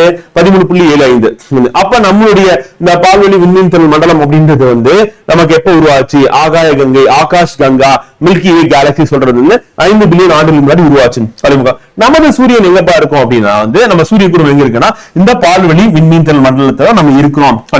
அப்ப பால்வெளி விண்மீன் திரள் மண்டலம் அப்படின்றது பெருவெடிப்புக்கு பிறகு, பெருவெடிப்பு நடந்து அதற்கு பிறகு 5 பில்லியன் ஆண்டுகளுக்கு அப்புறமா ஃபார்ம் ஆகுது. அதுல யார் இருக்கா அப்படின்னா நம்ம சூரிய குடும்பம் இருக்கு. நம்ம சூரிய குடும்பம் அப்படிங்கிறது விண்மீன் திரள் மண்டலத்தில் காணப்படுகிறது. நமக்கு மிக அருகாமையில் இருக்கக்கூடிய ஒரு கேலக்சியோட பேர் என்ன? ஒரு விண்மீன் திரள் மண்டலத்தில் பேர் என்ன? ஆண்ட்ரோமேடா. ஆண்ட்ரோமேடா அப்படின்றது நமக்கு மிக அருகாமையில் இருக்கக்கூடிய ஒரு விண்மீன் திரள் மண்டலமா இருக்கு. அதே மாதிரி மேக்னெட்டிக் க்ளவுட்ஸ் அப்படிங்கிறது அதுவும் விண்மீன் திரள் மண்டலம் அறிமுகம். இது எல்லாமே புவிக்கு அருகாமையில் இருக்கு, நம்ம சூரியனுக்கு அருகாமையில் கூட இருக்கு அப்படின்னு நம்ம சொல்லலாம். அப்ப புவிக்கு அருகாமையில் இருக்கக்கூடிய விண்மீன் திரள் மண்டலங்கள் அப்படின்றது நமக்கு ஏற்கனவே கேள்வி கேட்டிருக்காங்க. ஆண்ட்ரோமேடா அறிமுகம், அதான் நம்ம ஸ்டார் போட்டு கொடுத்திருக்கோம். நம்ம எங்கெல்லாம் ஸ்டார் போட்டு இருக்குமோ அதெல்லாம் மோஸ்ட் இம்பார்ட்டன்ட் பாயிண்ட் அப்படின்னு ஞாபகம் வச்சுக்கோங்க. அதையும் நான் மார்க் பண்ணி தான் உங்களுக்கு ஹைலைட் பண்ணி கொடுத்திருப்பேன். அதை அப்படியே ஹைலைட் பண்ணிட்டு புத்தகத்துல மார்க்கர் வச்சு எல்லோ கலர் ஹைலைட், உங்களுக்கு பிடிச்ச கலர் வச்சு ஹைலைட் பண்ணிடுங்க. பண்ணிட்டு கண்டிப்பா ரீட் பண்ண அண்டர்லைன் பண்ணுங்க. எக்ஸாம் வீக் அந்த டிசம்பர் 25ஆம் தேதி அந்த வீக்ல நம்ம என்னெல்லாம் அண்டர்லைன் பண்றோமோ அந்த வார்த்தையை மட்டும் நீங்க ரிவிஷன் பண்ணா போதும். கதை ஏற்கனவே நீங்க நல்லா ரிவைஸ் பண்ணிருப்பீங்க. அந்த கதை உங்களுக்கு ஞாபகத்துக்கு வந்துடும். அப்ப அந்த முக்கியமான கீவேர்டை மட்டும் பார்த்துட்டு பண்ணா போதும். அதுதான் உங்களுக்கு ஆன்சரா இருக்க போகுது. சூரியனுக்கு அடுத்தார்கள் புவிக்கு அருகாமையில் இருக்கக்கூடிய விண்மீன் என்னப்பா அப்படின்னா ஆல்பா செஞ்சுரி, பிராக்சிமா செஞ்சுரி அப்படின்னு சொல்லிட்டு மொத்தம் 2 இருக்கு. ரெண்டுமே மாறி மாறி நமக்கு ஆப்ஷன்ல கொடுப்பாங்க. எது கொடுக்குறாங்க அதை போட்டு வேண்டாம். ஆல்பா செஞ்சுரி, பிராக்சிமா செஞ்சுரி அப்படின்னு ஆல்பா செஞ்சுரி, பிராக்சிமா செஞ்சுரி அப்படின்னு சொல்லிட்டு ரெண்டுமே பாத்தீங்கன்னா சூரியனுக்கு அடுத்தாற்போல் பூமிக்கு அருகாமையில் இருக்கக்கூடிய நட்சத்திரம் எது அப்படின்னு கேட்கலாம். பூமிக்கு அருகாமையில் நட்சத்திரம் எதுனா சூரியன் தான். சூரியன் ஒரு நட்சத்திரம் தான். ஆனா சூரியனை தவிர்த்து அப்படின்னு போனீங்கன்னா ஆல்பா செஞ்சுரி, பிராக்சிமா செஞ்சுரி சொல்லிட்டு 2 நட்சத்திரம் பாத்தீங்கன்னா நமக்கு மிக அருகாமையில் இருக்கு அனுபவிக்கிறோம். அடுத்து கேலக்சி அப்படின்னா என்னன்னா நமக்கு தெரியும் விண்மீன் திரள் மண்டலம் சொல்லிட்டு. இது எந்த வார்த்தையில இருந்து வருது அப்படின்னா கிரேக்க சொல்லில இருந்து பெறப்பட்டது அறிமுகம். என்ன அப்படின்னா பாத்தீங்கன்னா கேலக்சியா அப்படின்ற சொல்லில இருந்து பெறப்பட்டது. அதுதான் கேலக்சி அறிமுகம். கேலக்சிக்கு மீனிங் என்ன அப்படின்னா நம்மளுடைய அந்த மில்கி வே கேலக்சில அதான் மீனிங் பால்வெளி அப்படின்னு பொருள். அப்ப கேலக்சி அப்படின்னா மில்கி வே அப்படிங்கிற பொருள். அதனால மில்கி வே கேலக்சி அப்படின்னு அந்த பொருள் தரக்கூடியதை நம்ம அப்படியே இங்கிலீஷ்ல வச்சிருக்கோம். தமிழ்ல என்ன வச்சிருக்கோம் அப்படின்னா ஆகாயத்துல ஒரு கங்கை போகுது அப்படின்னு சொல்லிட்டு நம்ம முன்னோர்கள் பாத்தீங்கன்னா அதுக்கு ஒரு பேரு கொடுத்திருக்காங்க. நம்ம மில்கி வே நம்ம தமிழ்ல டிரான்ஸ்லேட் பண்ணும்போது பால்வெளி விண்மீன் திரள் மண்டலம் அப்படின்ற பேர் நம்ம அது கொடுக்குறோம் அறிமுகம். இதை ஆகாய கங்கை, ஆகாஷ் கங்கா அப்படின்னு இங்கிலீஷ்ல, தமிழ்ல ஆகாய கங்கை அறிமுகம். நம்ம பாக்குறதுக்கு எப்படி இருக்கு அப்படின்னா பாத்தீங்கன்னா ஸ்பைரல் ஷேப், ஆனா பார்டு ஸ்பைரல் நம்ம இருக்கோம் அறிமுகம். இப்ப பாத்தீங்கன்னா சூரியன் அப்படிங்கிறது நீங்க போட்டிருக்கோம், புக்லயே இருந்திருக்கோம். சூரியன் என்ன பண்ணுதுன்னா சுத்தி வராரு. யார சுத்தி வராருன்னா இந்த கேலக்டிக் சென்டர் அப்படின்றது சுத்தி வருது அறிமுகம். நம்மளுடைய இந்த கேலக்டிக் சென்டருக்கும் நம்ம சூரியனுக்கும் எவ்வளவு தூரங்கள் இருக்கு அப்படின்னா பலாயிரம் வருடங்கள் ஆகும். அதாவது லைட்டோட ஸ்பீட் அப்படின்னு என்னன்னா ஃப்ரெண்ட், ஒரு செகண்டுக்கு நம்ம எவ்வளவு ஸ்பீட்ல டிராவல் பண்ணணும்னா 3 லட்சம் கிலோமீட்டர் டிராவல் பண்ணணும் ஒரு செகண்ட்ல. அப்ப ஒரு செகண்ட்ல நம்ம 3 லட்சம் கிலோமீட்டர் டிராவல் பண்றோம் அப்படின்னும் போது அதனுடைய அர்த்தம் என்ன அப்படின்னு பாத்தீங்கன்னா நீங்க ஒரு செகண்ட்ல பூமியை எத்தனை வாட்டி சுத்தி வருவீங்கன்னா ஒரு 6 வாட்டி சுத்தி வந்துருவீங்க. அப்ப நம்ம இந்த ஞானப்பழத்தை வாங்குறதுக்காக நம்ம முருகப்பெருமானும் விநாயகரும் பாத்தீங்கன்னா 2 பேரும் போட்டி போடுவாங்க பார்வதி சிவன் கிட்ட. இது நம்ம புராண கதை அப்படின்னு பாக்குறோம். அப்ப என்ன பண்ணுவாங்க அப்படின்னா யார் சுத்தி வரணும், ஒரு ஞானப்பழம் தான் கொடுத்துட்டு போனாரு. அப்ப நாரதர் இதுல வேற ஒரு ட்விஸ்ட் இருக்கு. 2 பேரும் குழந்தைகளா இருக்காங்க, 2 பேரும் சாணம் எனக்கு தான் வேணும். அண்ணன் என்ன பண்ணுவாரு, நான் தான் மூத்தவன் எனக்கு கொடுக்கணும்னு சொல்லி விநாயகர் கேட்பாரு. முருகப்பெருமான் என்ன பண்ணலாம், அதெல்லாம் முடியாது எனக்கு தான் வேணும் அப்படின்னு சொல்லிட்டு கேட்பாங்க. இதே நம்ம என்ன பண்ணிருப்போம் யூஸ்வலா பாத்தீங்கன்னா கத்தி எடுத்து 2ஆ கட் பண்ணி 2 சைடு இருக்கிறது குழந்தை கொடுத்துட்டு அந்த கொட்டையில லெப்ட் ரைட்னு போட்டு பேரண்ட்ஸ் சாப்பிட்டு முடிச்சிருப்பாங்க. ஆனா இந்த ஸ்டோரியில ட்விஸ்ட் என்ன அப்படின்னா பாத்தீங்கன்னா யார் எப்படி அறிவுபூர்வமான ஒரு இதை பாத்தீங்கன்னா யோசிக்கிறாங்க அப்படின்னு நம்ம சொல்லி கொடுக்குறேன். அப்ப என்ன பண்றாங்க அப்படின்னா அறிவுபூர்வமா யார் யோசிக்கிறா, அதே மாதிரி அவங்க கிட்ட என்ன வாகனம் இருக்கு அதை வச்சு எப்படி அந்த போட்டியில ஜெயிக்கலாம். அப்ப ஒரு பலம் ஒருத்தர் கொடுக்கறது முடிவு பண்ணிடுவாங்க. அப்ப இந்த உலகத்தை யார் சுத்தி வராங்களோ முதல்ல அவங்களுக்கு தான் அப்படின்னு சொல்லி சொல்லுவாங்க. அப்ப என்ன பண்ணுவாரு அப்படின்னா வந்து முருகர்னா அவரோட மயில் வாகனத்துல ஏறி வேகமா போய் சுத்தி வருவார். அதுக்குள்ள விநாயகர் யோசிப்பார், நம்மகிட்ட இருக்கிறது எலி வாகனத்துல போனோம்னா ஸ்லோவா தான் இருக்கும் அப்படி. அப்ப ஒரு புத்திசாலித்தனமா அவர் என்ன யோசிப்பாருன்னா, இந்த உலகம் அப்படின்றது என்னன்னா, இந்த உலகத்தை படைத்தவர் யாருன்னா வந்து பார்வதி சிவன் தான். நீங்க தான் அந்த உலகம், என்னுடைய உலகமும் நீங்க தான் அப்படின்னு சொல்லிட்டு பார்வதி சிவனை சுத்தி வந்து என்ன பண்ணிடுவாரு அப்படின்னா ஞானப்பழத்தை வாங்கி இவர் டேஸ்ட் பண்ணிட்டு இருப்பாரு. முருகப்பெருமான் இறங்கி மயில் வாகனத்துல போயிட்டு சுத்தி வந்து இறங்குவாரு. பார்த்தா ஞானப்பழம் சாப்பிடுற உடனே கூச்சிட்டு கிளம்பி பழனிக்கு போயிடுவாரு அப்படின்னு பார்க்கிறோம். இதெல்லாம் நம்ம புராண கதை வந்து. இப்ப இந்த காம்படிஷன்ல யாரு ஜெயிப்பா அப்படின்னு கேட்டீங்கன்னா லைட் தான் ஜெயிக்கும். ஏன் அப்படின்னா லைட் வந்து ஒரு செகண்ட் அப்படி நம்மளுடைய கையை ஒரு சொடுக்கு போடுற அந்த செகண்ட்ல வந்து என்ன எத்தனை வாட்டி சுத்தி வரும்? 6 வாட்டி வந்து. அப்ப என்ன பண்ணோம், லைட்டுக்கு வந்து இந்த காம்படிஷன்ல நம்ம வந்து கொடுத்துருந்தோம் அப்படின்னா வந்து பாத்தீங்கன்னா அந்த டைலாக் பேசி ஒரு முடிச்ச அடுத்த செகண்ட் சிவன் வந்து சொல்றாரு காம்படிஷன் உலகத்தை சுத்தி வரணும் அப்படின்னு சொல்லி சொல்றாரு. லைட் என்ன பண்ணும், சுத்தி வந்து ஞானப்பழத்தை வாங்கி அது வின் பண்ணிருக்கும் காம்படிஷன்ல. ஏன்னா ஒரு செகண்ட்ல 6 வாட்டி சுத்தி வரும். அப்ப சுத்தி வரணும்னு சொல்லி முடிச்ச உடனே அது சுத்தி வந்திருக்கும் வந்து. அவ்வளவு வேகம். அப்ப அந்த லைட்டோட ஸ்பீட்ல நம்ம டிராவல் பண்ணாலும் நம்ம போய் சேர்றதுக்கு எத்தனை வருஷம் ஆகுதுன்னு பாத்தீங்கன்னா ஃப்ரெண்ட் வந்து ஆச்சரியம் என்னன்னா 27,000 லைட் இயர்ஸ். இப்போதைக்கு நம்ம கிட்ட இருக்க கண்டுபிடிப்பு எல்லாம் வந்து அவ்வளவு வேகத்துல போகாது, பயணிக்காது வந்து. இப்ப நம்ம ஃபைட்டர் ஜெட் அப்படின்னு எடுத்துட்டாலும் வந்து பாத்தீங்கன்னா 2 மேக் 3 மேக் அப்படி சொல்லிட்டு ஸ்பீட்ல வந்து போகுது. ராக்கெட் எடுத்துட்டா கூட நம்ம அனுப்புற விண்வெளி ராக்கெட்லாம் வந்து ஒரு செகண்டுக்கு 11.2 கிலோமீட்டர் அப்படின்ற ஸ்பீட்ல தான் டிராவல் பண்ணுது. 1 மேக்னா ஒளியோட வேகத்துல பயணிக்கிறதுன்னு அர்த்தம். ஒளியோட வேகம் எவ்வளவு அப்படின்னா வந்து 340 per மீட்டர் வந்து. அப்போ 1 கிலோமீட்டர் கூட கிடையாது ஒரு செகண்டுக்கு சவுண்ட் வந்து. அதே வந்து நம்ம ராக்கெட் அப்படின்னு நம்ம அனுப்புறது வந்து பாத்தீங்கன்னா ஒரு செகண்டுக்கு 11 கிலோமீட்டர் வேகத்துல நம்ம வந்து பயணிக்கிற மாதிரி ராக்கெட்ல நம்ம ரெடி பண்ணிட்டோம். அவ்வளவு வேகம். ஆனா ஒரு செகண்டுக்கு எவ்வளவு வேகத்துல போனோம், லைட் 3 லட்சம் கிலோமீட்டர் வழிமுகம். அப்போ 3 லட்சம் கிலோமீட்டர் அப்படின்னும் போது நம்ம வந்து ஒரு சூப்பர் பவரா வந்து மாறுறதுக்கான வாய்ப்பு இருக்கு வழிமுகம். ஆனா லைட் ஆல்ரெடி ஒரு சூப்பர் பவர் தான், அதை நம்ம யூஸ் பண்ணிட்டு இருக்கோம். இப்ப இந்த மாதிரி ஒரு ஆச்சரியத்தை கொடுக்கறதா எது அப்படின்னா நம்மளுடைய இந்த யூனிவர்ஸ் வழிமுகம். இது உங்களுக்கு புரிஞ்சுக்கணும்னு நினைக்கிறேன். அப்ப சூரியன் ஒரு தடவை சுத்திட்டு வர்றதுக்கு 27,000 லைட் இயர்ஸ் வந்து எடுத்துக்குது வழிமுகம். எதை சுத்திட்டு வருவோம்னா நம்ம கேலக்சி சுத்திட்டு வருது வழிமுகம். அதுக்கு அடுத்து இந்த கேலக்சி அப்படின்னு எடுக்கும்போது இந்த சுழல் விண்மீன் திரள்களா வந்து சிலது வந்து இருக்கு. சில விண்மீன்கள் வந்து எப்படி இருக்கு அப்படின்னா வந்து பார்த்தா விண்மீன் திரள்கள் அப்படின்னா கேலக்சிஸ் எப்படி இருக்குன்னா நமக்கு நீள்வட்ட விண்மீன் திரள்களா வந்து இருக்கு. சிலது வந்து ஒழுங்கற்ற வடிவமா வந்து இருக்கு வழிமுகம். அப்ப பிரபஞ்சம் அப்படின்னும் போது நட்சத்திரங்களின் தொகுப்பா வந்து இருக்கு வழிமுகம். நட்சத்திரங்களின் தொகுப்பு ஒன்னா சேர்ந்து இருக்கிறதா நம்ம கேலக்சி அப்படின்னு பார்க்கிறோம். இப்ப நம்ம அனுப்பக்கூடிய இஸ்ரோ அனுப்பக்கூடிய அந்த செயற்கைக்கோள்கள் எவ்வளவு தூரம் போகுது அப்படின்னு கேட்டீங்கன்னா ஃப்ரெண்ட் வந்து நமக்கு சூரியனுக்கு இடையில வந்து பாத்தீங்கன்னா 149 மில்லியன் கிலோமீட்டர் இருக்கு. ஆனா நம்ம வந்து நம்ம கம்யூனிகேஷன் பர்பஸ்க்கு இந்த இடத்த சுத்தி வர மாதிரி நம்ம அனுப்புறது அதிகபட்சமாக 36,000 கிலோமீட்டர் உயரம் தான் போகும். சில மிஷன்ஸ் வந்து என்ன பண்ணுவோம்னா இப்ப எக்ஸாம்பிள் வந்து வாயேஜர் அப்படின்றது, அப்புறம் மெசஞ்சர் அப்படின்ற மிஷன்ஸ்ல என்ன பண்ணுறோம்னா இப்ப வாயேஜர் என்ன பண்ணுது அப்படின்னா வந்து டிராவல் பண்ணி அப்படியே வந்து சாட்டன், அதாவது நம்ம ஜூபிட்டர் சாட்டன் சொல்லிட்டு அப்படியே கடந்து போயிட்டு இருக்கு டிராவல் பண்ணி வந்து. அதே மாதிரி மெசஞ்சர் அப்படின்றது வந்து புதனோட இன்னொரு பேரு.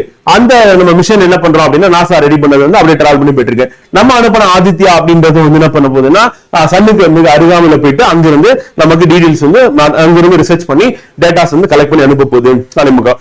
அந்த மாதிரி நம்ம செயற்கைக்கோள்கள் அப்படின்னு நினைக்கிறோம். இப்ப செயற்கைக்கோள்கள் அப்படின்னு எடுத்துக்கும் போது ஒரிஜினலா செயற்கைக்கோள் எங்க இருக்கும் அப்படின்னு பாத்தீங்கன்னா ஃப்ரெண்ட் ராக்கெட்டுடைய டாப்ல தான் வந்து செயற்கைக்கோள் நம்ம பிளேஸ் பண்ணிப்போம். இதுதான் இந்த செயற்கைக்கோள் இருக்கிற இடம். அப்ப இது எல்லாமே என்ன பாத்தீங்கன்னா ஃபியூல் டேங்க் தான் உண்டு. அப்ப ஃபர்ஸ்ட் நம்ம ஹெவியா வந்து கிராவிட்டி வந்து அதிகமா இருக்கும் பூமியோட தரைப்பகுதியில இருந்து கிளம்பும் போது.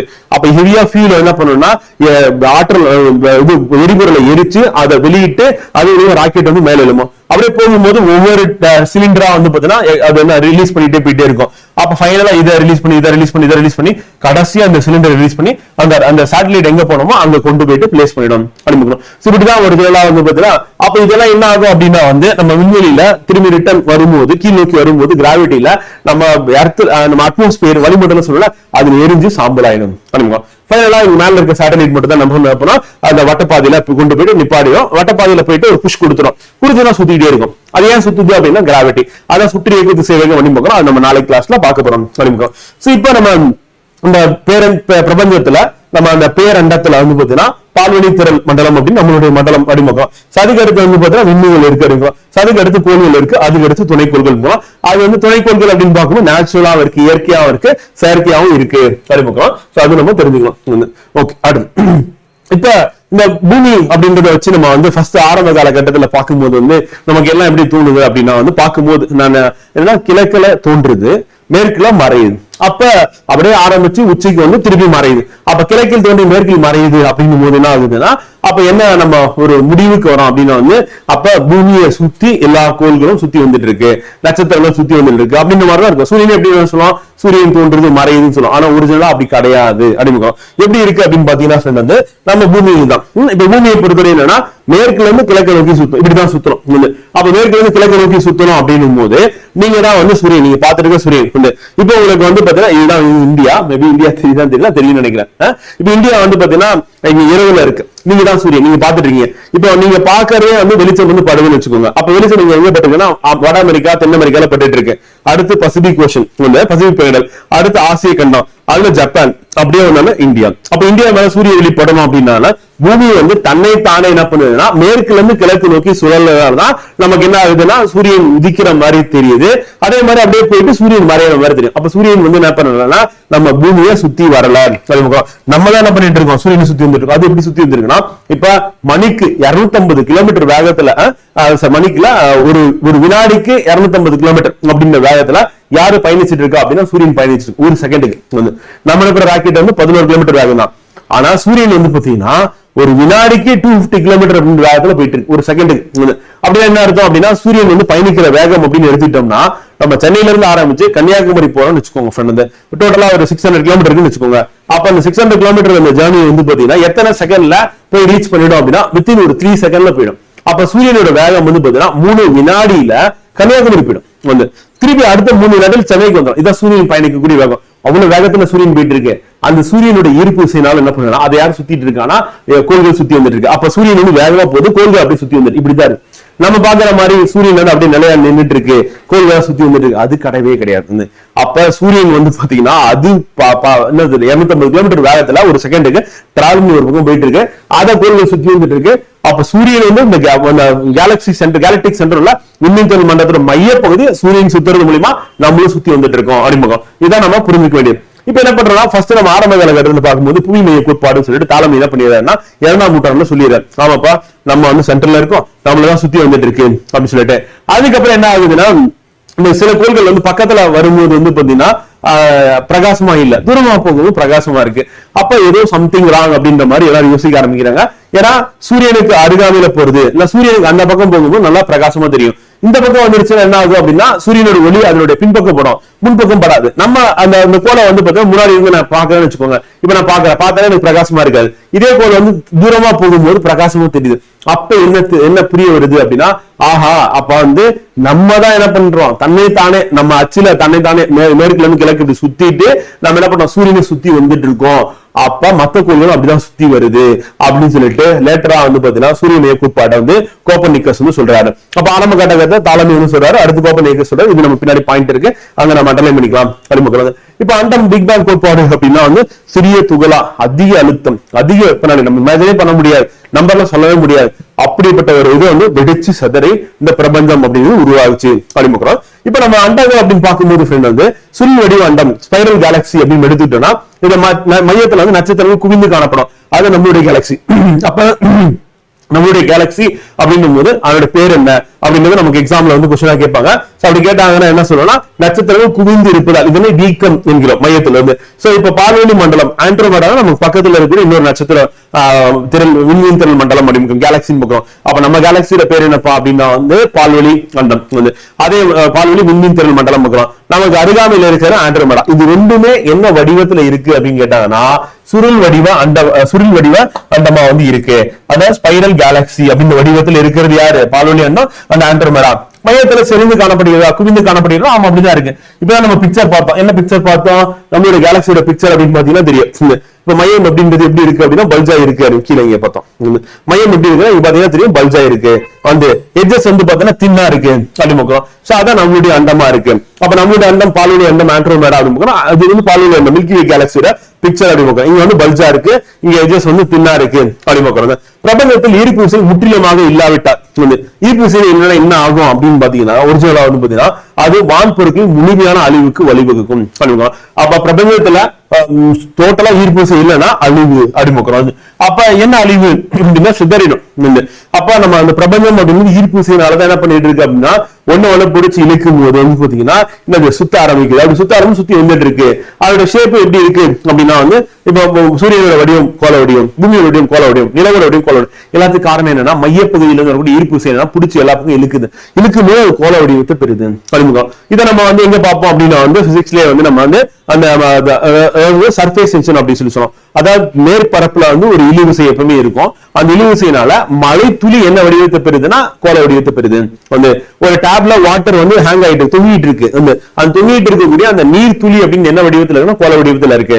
அப்ப அந்த இடத்துல சர்ஃபேஸ் டென்ஷன் சொல்லுவோம். இங்க வந்து என்ன அப்படின்னு பார்த்தோம்னா ஈர்ப்பு விசையின் காரணமாக கோள வடிவம் அப்படின்றத பெறுது அறிமுகம். அப்ப பிரபஞ்சத்துல ஈர்ப்பு விசை இல்லைன்னா என்ன ஆகும் அப்படின்னு கேட்டாங்க அப்படின்னா அந்த கேள்விக்கு வந்து பாத்தீங்கன்னா அது வான்பொருட்கள் எல்லாமே அழிவுக்கு வழிவகுக்கும் அறிமுகம். வந்து இப்ப ஒரு எக்ஸாம்பிள் வந்து பாத்தீங்கன்னா ஒரு நட்சத்திரம் பெரிய நட்சத்திரமா இருக்கு, வயதாயிருச்சு அப்படின்னா அதுல இருக்க ஹைட்ரஜன் தீர்ந்து போச்சு, ஹைட்ரஜன் ஒன்னா சேர்ந்து ஹீலியமா மாறி அதுல இருக்க ஆற்றல இழந்துருச்சு அப்படிங்கும் போதுனா அதுதான் ஒரு கருந்துளையா வந்து மாறுது அறிமுகம். அப்ப கருந்துளை அப்படின்றது மாறுறது அப்படின்னா நட்சத்திரங்களோட கடைசி ஸ்டேஜா நம்ம பாக்குறோம் அறிமுகம். அப்ப ஒரு நட்சத்திரம் அழிவு அப்படிங்கும் போது கருந்துளையா மாறதுக்கான வாய்ப்பு இருக்கு. ஆனா நம்ம சூரியன் வந்து கருந்துளையா மாறுமானா நம்ம பெரிய சைஸ் இல்ல, ஆனா நம்ம கருந்துளையா மாற மாட்டோம் அப்படிங்கிறத அறிவியல் ஆய்வாளர்கள் வந்து சொல்லக்கூடிய கருத்தா வந்திருக்கு. அப்ப பிரபஞ்சத்தில் ஈர்ப்பு விசை முற்றிலுமாக இல்லாவிட்டால் இல்லன்னா என்னப்பா நடக்கும் அப்படின்னு சொல்லி கேட்டாங்கன்னா அழிவு, என்னன்னா பேரழிவு, முற்றிலுமா அழிஞ்சிடும். கோள்கள் நட்சத்திரங்களும் சிதைந்து சுற்றுப்பாதை வந்து நின்று வளிமண்டலம் பெருங்கடலும் சிதறும் போது பேரழிவு ஏற்படும். அப்ப இங்க என்ன நடக்கும் பூமியில இல்லைன்னா நம்மளுடைய சூரிய குடும்பத்தில் என்ன நடக்கும்னா கோள்கள் நட்சத்திரங்களும் சிதைந்துடும். அப்படி சிதையும் போது என்ன சுற்றுப்பாதைகள் வந்து இது சுத்தி வரணும் நீள்வட்ட பாதை சுத்தி அந்த பாதை வந்து நின்றுச்சு அப்படின்னா வளிமண்டலங்களும் பெருங்கடலும் சிதறும் போது பேரழிவு ஏற்படும், மொத்தமா சிதறிடும் அழிமக்கள் வந்து. அப்ப துகள்கள் எல்லாமே மாறிடும் அப்படின்றதா இது. அப்ப ஈர்ப்பு விசை அப்படின்றத நம்ம உயிர் வாழ்றதுக்கு ரொம்ப ரொம்ப அவசியமான ஒன்றா இருக்கு. அடுத்து நீள்வட்ட அண்டம் எலிப்டிக்கல் கேலக்சி. நம்ம இருக்கிறது என்ன அப்படின்னா வந்து பாத்தீங்கன்னா ஸ்பைரல் கேலக்சி அப்படின்னு பார்த்தோம். சுருள் வடிவ அண்டம் அறிமுகம். யாரு? பால்வெளி விண்மீன் திரள் மண்டலம் ஆண்ட்ரோமேடா அப்படின்னு ரெண்டுமே வந்து. அப்ப அடுத்து வந்து பாத்தீங்கன்னா நீள்வட்ட அண்டம் எலிப்டிக்கல் கேலக்சி அப்படிங்கும் போது அது மையப்பகுதி வந்து என்ன தடிமனா இருக்குன்னு பார்த்தோம். இங்க குறைவான வாயுக்கள் இருக்கும், வயதான நட்சத்திரங்கள் இருக்கும். அப்ப குறைவான வாயுக்களும் வயதான நட்சத்திரங்கள் இருந்தா அது வந்து நீள்வட்ட அண்டம் அறிமுகம். அதோட பேர் என்ன? எலிப்டிக்கல் கேலக்சி அப்படின்னு நம்ம ஆங்கிலத்துல சொல்லுவாங்க. அதே வந்து ஸ்பைரல் கேலக்சி சுள் வடிவ அண்டம்னா நம்மளுடைய கேலக்சி மீனில் பால்வெளி விண்மீன் திரள் மண்டலம் ஆண்ட்ரோமேடா அறிமுகம். அங்க எப்படி இருக்கும்? மையப்பகுதி வந்து தடித்து காணப்படும், பல்ஜரா இருக்கும், எஜஸ் வந்து தின்னா இருக்கும் அறிமுகம். இப்ப இது வந்து குறைவான வாயுக்கள் வயதான நட்சத்திரம் அறிமுகம். எடுத்துக்காட்டு என்னப்பா அப்படின்னா மெசியர் 18 அண்டமானது ஒரு நீள்வட்ட அண்டத்துக்கு எடுத்துக்காட்டு, அவ்வளவுதான் முடிஞ்சு போச்சா. அப்ப இதோட எடுத்துக்காட்டு அப்படின்றது நமக்கு இம்பார்ட்டன்ட். அடுத்து ஒருங்கற்ற அண்டம் அப்படிங்கும் போது என்னன்னா ஷேப் எப்படி இரகுலரா இருக்கு அறிமுகம். அப்ப இதுல என்ன இருக்கும் அப்படின்னா வந்து பாத்தீங்கன்னா அதிக அளவிலான தூசுக்கள் இருக்கு வந்து வாயுக்கள் இருக்கு. அப்புறம் இளமையான அண்டமா இருக்கு வந்து. வயதான அண்டம் அப்படிங்கும் போது என்ன ஆகுதுன்னா நமக்கு இதுக்கு முன்னாடி பார்த்த நம்மளுடைய நீள்வட்ட அண்டம் அப்படின்னா வயதானது வந்து. அதே வந்து இரகுலர் அப்படிங்கும் போது ஒழுங்கற்ற அண்டம் இளமையானது வந்து. அப்ப இதுல இருக்க நட்சத்திரம்னா பிரகாசமாக இருக்கும். ஏற்கனவே நம்ம பார்க்கும்போது வந்து கேலக்சி நம்ம பக்கத்துல இருக்குன்னா ஆண்ட்ரோமேடா அப்படின்னு பார்த்தோம். அப்புறம் மேக்னானிக் கிளவுட்ஸ் மேகங்கள் அப்படின்னு பார்த்தோம். அதுதான் இங்க பெரிய மேக்னானிக் கிளவுட்ஸ் எடுக்கிறோம். மேக்னானிக் கிளவுட்ஸ் அப்படிங்கும் போது வந்து ரெண்டு இருக்கும், ஒண்ணு பெரிய இன்னொன்னு சிறிய எடுக்கிறோம். அப்ப பெரிய மேக்னானிக் கிளவுட்ஸ் பெரிய மேக்னானிக் மேகம் அப்படின்றது வந்து அண்டத்துக்கு எடுத்துக்காட்டு, கேலக்சிக்கு எடுத்துக்காட்டு, விண்மீன் திரள் மண்டலம் அப்படின்னு நம்ம சொல்லுவோம். அது வந்து ஒழுங்கற்ற அண்டமா வந்து இருக்கு அறிமுகம். அதுக்கு அடுத்து ஸ்பைரடு, அதாவது என்னன்னா அந்த பேரடு ஸ்பைரல் அப்படின்னு நம்ம சொல்லுவாங்க. அது நம்ம ஸ்பைரல் அப்படிங்கிற ஷேப்ல நம்ம இருக்கோம். ஆனா அது வந்து பேரடு ஸ்பைரல் அப்படின்றதுல பெரும்பாலான அந்த ஸ்பைரல் கேலக்சிஸ் வந்து இருக்கும். அப்ப சுருள்வட்ட அண்டங்கள் அதுல வந்து பாத்தீங்கன்னா 3 பங்கோ அல்லது என்னன்னா நமக்கு அதனுடைய பங்கு மொத்தமா இருக்கிறதுல 3 பங்கோ அல்லது 1 பங்கோ வந்து கண்டிப்பா எப்படி இருக்குன்னு சொல்றாங்க அப்படின்னு வந்து பாத்தீங்கன்னா அது வந்து பேரடு ஸ்பைரலா இருக்கு.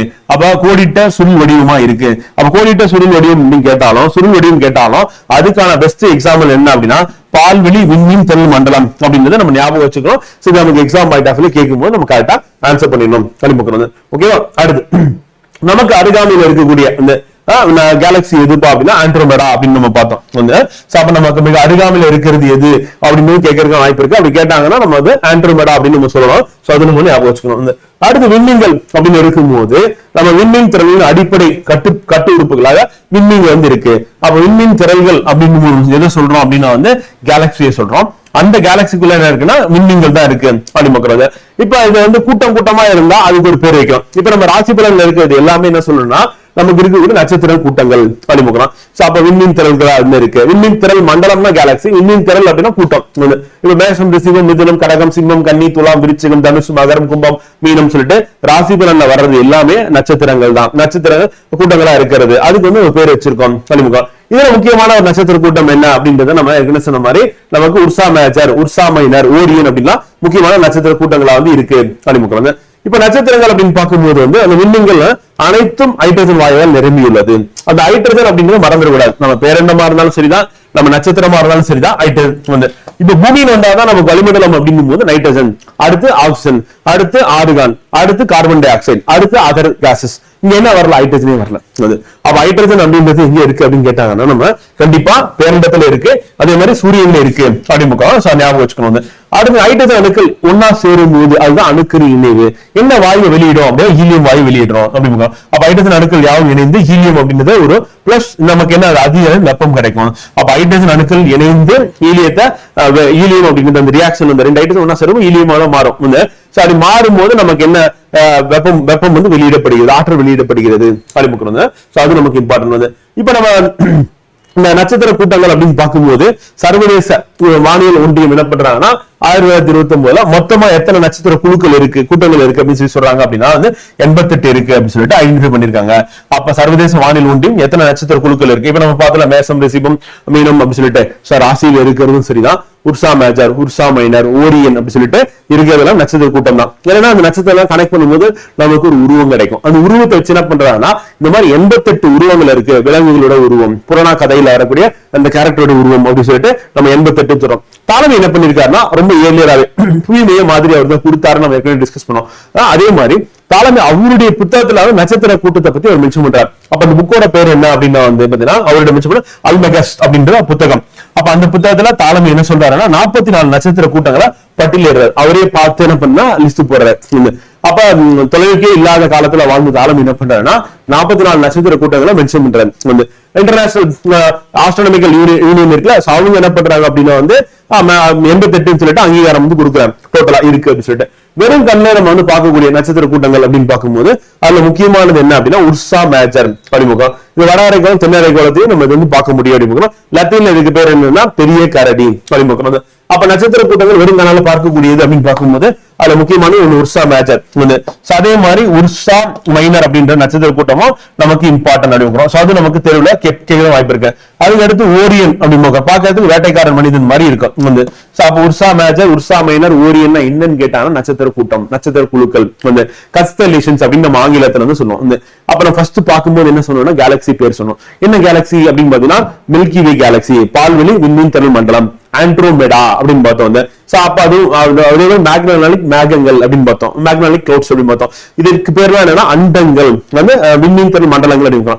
அடுத்து விண்மீன்கள் கூட்டங்கள் அப்படின்னு பார்க்கும்போது கன்ஸ்டலேஷன் அப்படின்னு எடுத்துட்டா இந்த பேர் தான் வரும். நமக்கு மிக அருகாமையில் இருக்கிற நட்சத்திரம் சூரியன் பார்த்தோம். அது சூரியன் நல்லாதது அப்படின்னா வந்து ஆல்பா செஞ்சுரி, பிராக்சிமா செஞ்சுரி அப்படின்னு பார்த்தோம். அடுத்து நம்ம நட்சத்திரங்கள் அப்படின்றத நம்ம பார்க்க போறோம். இப்ப நட்சத்திரங்கள் அப்படின்னு பார்க்கும்போது புவிக்கு மிக அருகில் உள்ள நட்சத்திரம் எதுப்பா அப்படின்னு கேட்டாங்கன்னா சூரியன். சூரியனை விட மிகவும் பிரகாசமான நட்சத்திரம் இருக்கு அப்படின்னு இருக்கு. அதுக்கு பேர் வந்து பாத்தீங்கன்னா சிரியஸ், நம்மளுடைய கேலக்சில இருக்குது. அப்ப புவிக்கு மிக அருகில் உள்ள நட்சத்திரம் மறந்துடவே கூடாது, யாருன்னா சூரியன் தான். அதுக்கு அடுத்து மிக பிரகாசமானது எது அப்படின்னு கேட்டாங்கன்னா சிரியஸ் அப்படின்னு பார்க்கறது. அப்ப நமக்கு மிக அருகாமையில் இருக்கிற நட்சத்திரம் எது அப்படின்னா ஏற்கனவே சொல்லதான், ஒரு இடத்துல ஆல்பா செஞ்சுரி, இன்னொரு இடத்துல பிராக்சிமா செஞ்சுரி இருக்கு. நம்ம என்ன பண்ணணும்னா இந்த எக்ஸாமுக்கு நம்ம ப்ரிப்பேர் பண்ணும்போது பிராக்சிமா செஞ்சுரி இருந்தா அதை போட்டணும், ஆல்பா செஞ்சுரி இருந்தாலும் அதை போட்டுற வேண்டியதான். ரெண்டுத்துல எது ரெண்டுமே கொடுத்தாங்கன்னா நீங்க பிராக்சிமா செஞ்சுரி தான் போடணும் அப்படிங்கும். சோ அதுதான் நமக்கு இம்பார்ட்டன்ட் அப்படிங்கும். அதுதான் எக்ஸாக்டா நம்ம கால்குலேட் பண்ணும்போது வந்து பார்த்தா டிஸ்டன்ஸ் அப்படின்றது நமக்கு ஆல்பா செஞ்சுரியை விட கொஞ்சம் கம்மியா இருக்கு அப்படிங்கும். அடுத்து அளவு, தூசுக்கள் மற்றும் வாயுக்கள் ஈர்ப்பு சக்தி ஒன்றாக பிணைந்துதான் எது உருவாகும் நட்சத்திரம். அப்ப நட்சத்திரத்துல என்ன இருக்குன்னு ஈர்ப்பு சக்தி இருக்கு. இந்த நம்ம எப்படி விண்மீன் திரள் மண்டலத்துல மையப்பகுதியை வந்து நட்சத்திரங்கள் சுத்தி வரும் சொன்னோமோ அதுக்கு ஈர்ப்பு சக்தி தான் காரணம். மண்டலத்துல ஏன் நட்சத்திரங்கள் செறிந்து காணப்படுதுன்னு கேட்டானா ஈர்ப்பு சக்தி. நட்சத்திரங்கள் வந்து பாத்தீங்கன்னா அதுல தூசுக்கள் இருக்கு, வாயுக்கள் இருக்கு அப்படின்னா ஒன்றா பிணைக்கப்பட்டது அப்படின்னா என்ன காரணத்தினால அப்படின்னு கேட்டாங்கன்னா அதுக்கும் ஈர்ப்பு விசை தான் அறிமுகம். அப்ப ஈர்ப்பு சக்தினாலதான் என்னது நட்சத்திரம் அப்படின்றது உருவாகுது அறிமுகம். இந்த பேரண்டம் இயங்கிட்டு இருக்குது அதுதான் விண்மீன் திரள் மண்டலத்தை சுத்தி வர்றதுக்கு காரணம் அதுதான். நம்ம சூரிய குலம் இயங்குறதுக்கு காரணம் ஈர்ப்பு விசை தான் அறிமுகம். வெப்பமான விண்மீன்கள் அப்படின்னு பார்க்கும்போது அது எப்படி இருக்குன்னா வெண்மையாகவும் அல்லது நீளமாகவும் இருக்கும் அறிமுகம். அப்ப விண்மீன்கள் எப்படி இருக்குன்னா வெண்மையாக அல்லது நீளமாக இருந்தா அது வெப்பமானது நட்சத்திரம், ரொம்ப ஹாட்டா இருக்குது. அதே வந்து குளிர்வான விண்மீன்களா இருந்ததுன்னா அது எப்படி இருக்குன்னா ஆரஞ்சு கலர்ல சிவப்பு நிறமாக இருக்கும்.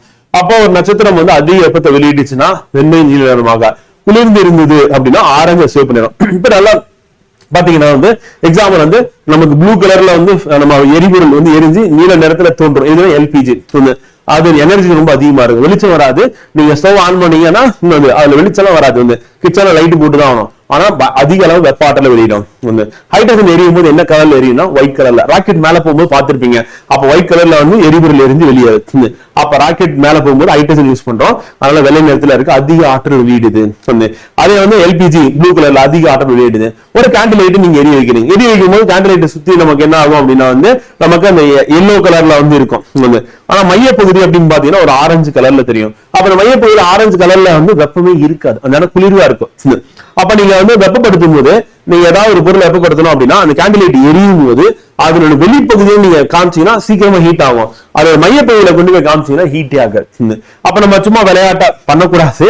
ஆனா நம்ம பள்ளி பருவத்துல வந்து பாத்தீங்கன்னா இங்க பாரு நபர் எவ்வளவு காணா எந்த அளவுக்கு தைரியசாலி தெரியுமா அப்படின்னு சொல்லிட்டு அந்த கேண்டில் எரிஞ்சிடுவோம், அப்படி விரல விட்டு ஆட்டுறது. அப்படி ஆட்டும் போதுனா டக்கு உள்ள போயிட்டு வெளியே வரும். அப்ப கேண்டில் சுத்தி இருக்கிற போது வெப்பமா இருக்கும், உள்ள போனீங்கன்னா அந்த இடத்துல வெப்பம் அதிகமா இருக்காது. அதுக்கு உள்ள போய் பார்க்க முடியாது.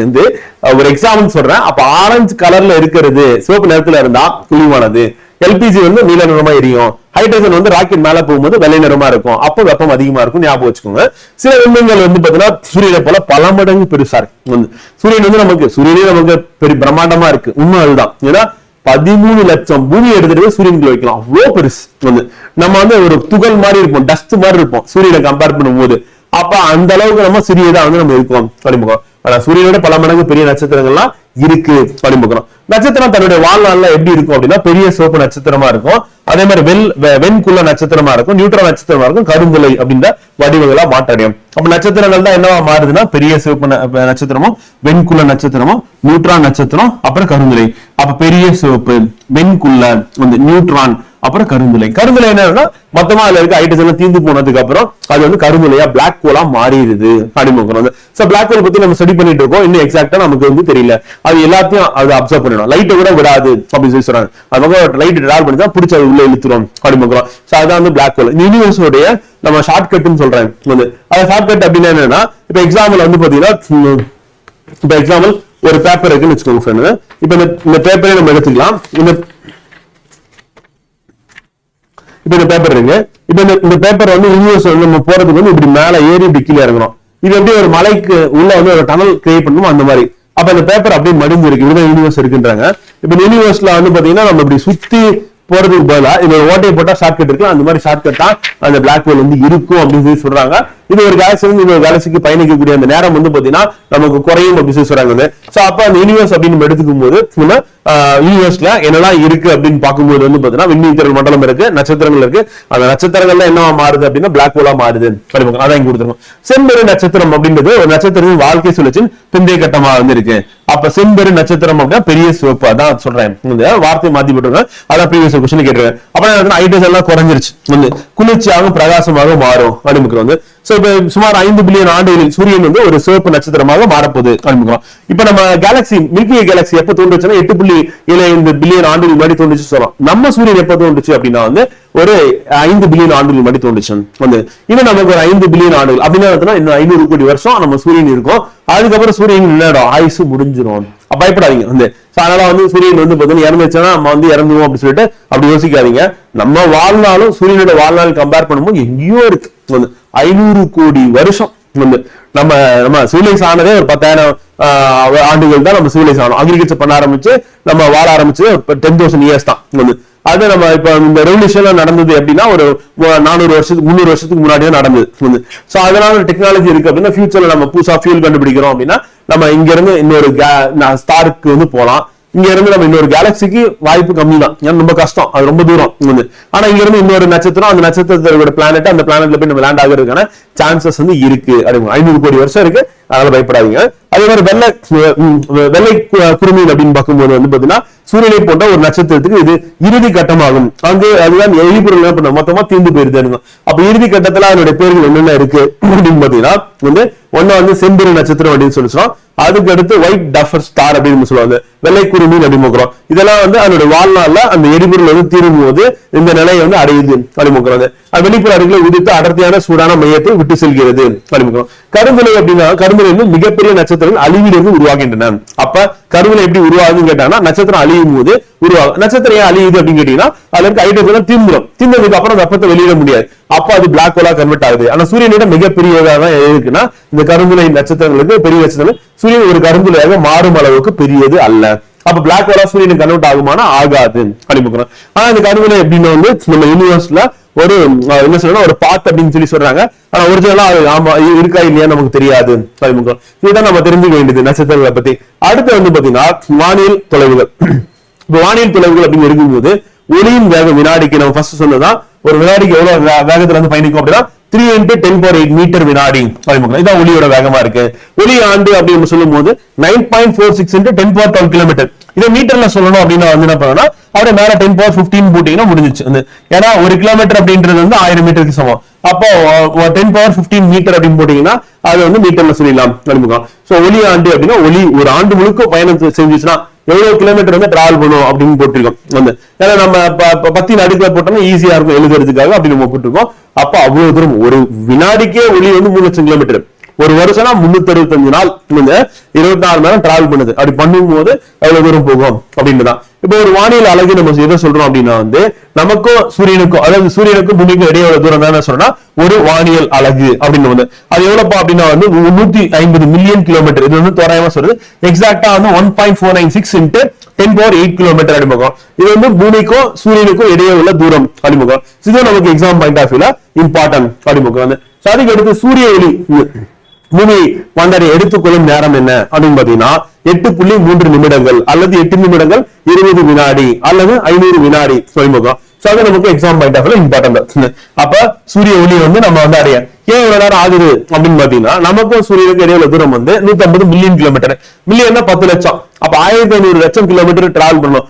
இப்ப ஒரு செகண்டுக்கு 3 லட்சம் அப்படின்னும் போது 1500 லட்சம் கிலோமீட்டர் அடையறதுக்கு எவ்வளவு நேரம் எடுத்துக்கணும்? 500 வினாடி. அந்த 500 வினாடி தான் நம்ம என்ன சொல்றோம்னா 8.3 நிமிடங்கள் அல்லது 8 நிமிடம் 20 வினாடி அல்லது 500 வினாடி அப்படின்றோம். இது எல்லாமே நமக்கு ப்ரீவியஸ் இயர்ல பல தடவை கேள்வியை கேட்டது. Very very important. அடுத்து ஒரு ஃபெர்மி அப்படிங்கிறது 10⁻−15 மீட்டர் அப்படின்னு. அந்த ஒரு அணுமுறையின் அழகு என்ன அப்படின்னா 1.66 × 10⁻27 கிலோகிராம் அப்படின்னு. இது வந்து நமக்கு சயின்ஸ்ல கேட்டிருக்காங்க. அதனால ஸ்டார் போட்டு கொடுத்துருக்காங்க. ஆனா இந்த இடத்துல நமக்கு தேவையில்லை.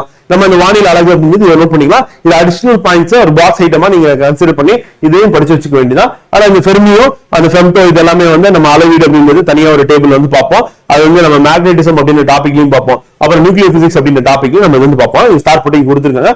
இதனால அடிஷனல் இன்ஃபர்மேஷன் நம்ம தெரிஞ்சுக்கலாம். இப்ப நம்ம சூரியன்ல இருந்து வந்தோம் அப்படின்னா மல புதன் வெள்ளி பூமி செவ்வாய் வந்து செவ்வாய்க்கு வியாழனுக்கு நடுவுல முதல் 4 கோள்கள் கடைசி 4 கோள்கள் இது ரெண்டுத்துக்கு நடுவில் யார் இருப்பாங்கன்னா சிறுகோள்கள் அப்படின்னு பார்க்கிறோம். அதாவது பறக்கும் மலைகள் எங்க அப்படின்னா யூனிவர்ஸ் சொல்லுவோம். ஆனா பறக்கும் மலைகளா வந்து இருக்கும். பெரிய பெரிய பாறைகளா வந்து பறந்துட்டு இருக்கும் படிப்புக்கிறது. சோ இதுதான் வந்து இருக்கக்கூடிய ஆர்டர் அப்படின்னு. சோ ப்ளூட்டோ அப்படின்றது வந்து பாத்தீங்கன்னா நமக்கு குள்ளக்கோளா வந்து நம்ம வந்து ஏற்கனவே டார்க் பிளானட்ஸ் அப்படின்னு சொல்லிட்டு அனௌன்ஸ் பண்ணிட்டாங்க. குயிப்பர் மண்டலம் அப்படிங்கிறது மேக்சிமம் நம்மளுடைய சூரியனுடைய இந்த புவிப்பிசை இருக்கிறது. அதுக்கு மேல போனோம்னா நம்ம சூரியனுடைய புவிப்பிசையில இருந்து நம்ம வெளியே போயிடுவோம் அப்படின்னு குயிப்பர் பெல்ட் அப்படின்னு நம்ம சொல்லுவோம். அடுத்து விண்ணியல் ஆரம் அப்படின்னு எடுத்துக்கும் போது ஒரு விண்ணியல் ஆரம் அப்படின்னா அது பர்செக் அப்படின்ற அளவீடுல நம்ம குறிக்கிறோம். இது வந்து 3.09 × 10⁻13 கிலோமீட்டர் அப்படின்னு. இது வந்து எப்படி ஒளி ஒரு வினாடிக்கு 3 லட்சம் கிலோமீட்டர் டிராவல் பண்ணி எவ்வளவு தூரம் டிராவல் பண்ணி சொல்றோமோ அந்த மாதிரி தான் அப்படின்னு. இது வந்து கிட்டத்தட்ட ஒரு 3.26 லைட் இயர்ஸ் வந்து டிராவல் பண்றதுதான். அப்ப பர்செக் அப்படின்றத நம்ம எதுக்கு யூஸ் பண்றோம் அப்படின்னா தூரத்தை வந்து மெஷர் பண்றதுக்காக நம்ம யூஸ் பண்றோம். இல்ல தொலைவை மெஷர் பண்றதுக்காக யூஸ் பண்றோம். எக்ஸாக்டா வேல்யூ வந்து 3.09 × 10⁻13 கிலோமீட்டர் அப்படின்னு. இது நமக்கு ஆல்ரெடி கேட்டிருக்காங்க. பர்செக் அப்படின்னு பேரு.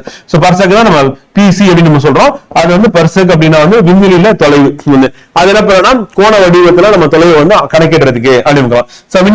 விண்ணியல் ஆரம் அப்படின்னு சொல்றோம். அப்ப 6 வினாடி கோணத்துல நம்ம கணக்கிட்டு எவ்வளவு தூரத்துல வந்து இருக்கு அப்படின்னு மெஷர் பண்றதுக்கு நம்ம யூஸ் பண்றோம் அப்படின்னு. அடுத்து புவி மைய மாதிரி சூரிய மைய மாதிரி. புவி மைய மாதிரி அப்படின்னு சொன்னாவே உடனே உங்களுக்கு யார ஞாபகத்துக்கு வரணும்? தாலமி வரணும். சூரியன் வந்து மையத்துல இருக்கு, புவி வந்து மையத்துல இருக்கு, சூரியன் வந்து சுத்தி வந்துட்டு இருக்காரு அப்படின்னு. அப்ப கிரேக்க வானியலாளர் வந்து தாலமி வந்து சொல்றதா என்னன்னா புவி மைய மாதிரி வழிமுகம் மற்ற கோள்களா இருக்கட்டும் நட்சத்திரங்களா இருக்கட்டும் சுத்தி வருது அப்படின்னு சொல்லிட்டாரு. இது வந்து எப்ப சொல்றாருன்னா 2ஆம் நூற்றாண்டுல வந்து அவர் வந்து சொல்றாரு புவி மைய மாதிரியா 2ஆம் நூற்றாண்டுல சொல்றாரு. அதே வந்து பாத்தீங்கன்னா போலந்து நாட்டை சேர்ந்த வானியலாளர் நிக்கோலஸ் கோப்பர்னிக்கஸ் வந்து என்ன பண்றாருன்னா சூரிய மைய மாதிரி வந்து சொல்றாரு வந்து. அப்ப சூரிய மண்டலத்தின் மையத்தில் சூரியன் அமைந்துள்ளது, மற்ற கோள்கள் வந்து சுத்தி வந்துட்டு இருக்கு அப்படின்னு சொல்லி சொன்னது யாருமே கேட்பாங்க. சூரிய மைய மாதிரி வந்து நிக்கோலஸ் கோப்பர்னிக்கஸ் சொன்னாரு அப்படின்னு. அதே நமக்கு தொலைநோக்கி எப்ப கண்டுபிடிச்சாங்கன்னா 1608 வந்து நெதர்லாந்துல கண்டுபிடிக்கிறாங்க அப்படிமுக்கிறோம். அப்ப தொலைநோக்கி கண்டுபிடிக்கப்பட்ட ஆண்டு அப்படின்னா 1608 நெதர்லாந்துல கண்டுபிடிக்கப்பட்டது அப்படிமுக்கிறோம். அதே கலிலியோ யூஸ் பண்ண தொலைநோக்கி வந்து 1609 யூஸ் பண்றாரு. அப்ப கலிலியோ தொலைநோக்கி கண்டுபிடிக்கல அப்படிமுக்கிறோம். அதுல நமக்கு வானியல்ல ஒரு பெரிய புரட்சி அப்படின்றது ஏற்படுது அப்படிமுக்கிறது.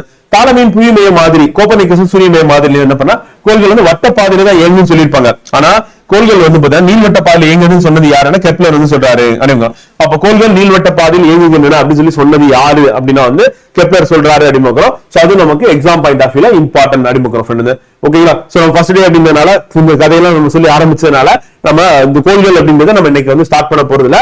அடுத்து வந்து பாத்தீங்கன்னா நம்ம கோள்கள் அப்படின்றது வந்து நாளைக்கு வகுப்புல நம்ம பார்த்துட்டு அதுக்கப்புறம் நம்ம கரண்ட் அஃபேர்ஸ்ல இருக்கக்கூடியது நம்ம சேர்த்து பார்த்து நாளைக்கு வகுப்புல நம்ம இந்த பேரண்டத்தின் இயல்பு அப்படின்ற டாபிக் வந்து கம்ப்ளீட் பண்ண போறோம். ஓகேங்களா? சென்றைய வகுப்பு நம்ம நீங்க வந்து முடிக்கணும். இதுக்கான டிஸ்கஷன் வந்து ஈவினிங் வந்து இருக்கு அறிமுகம்.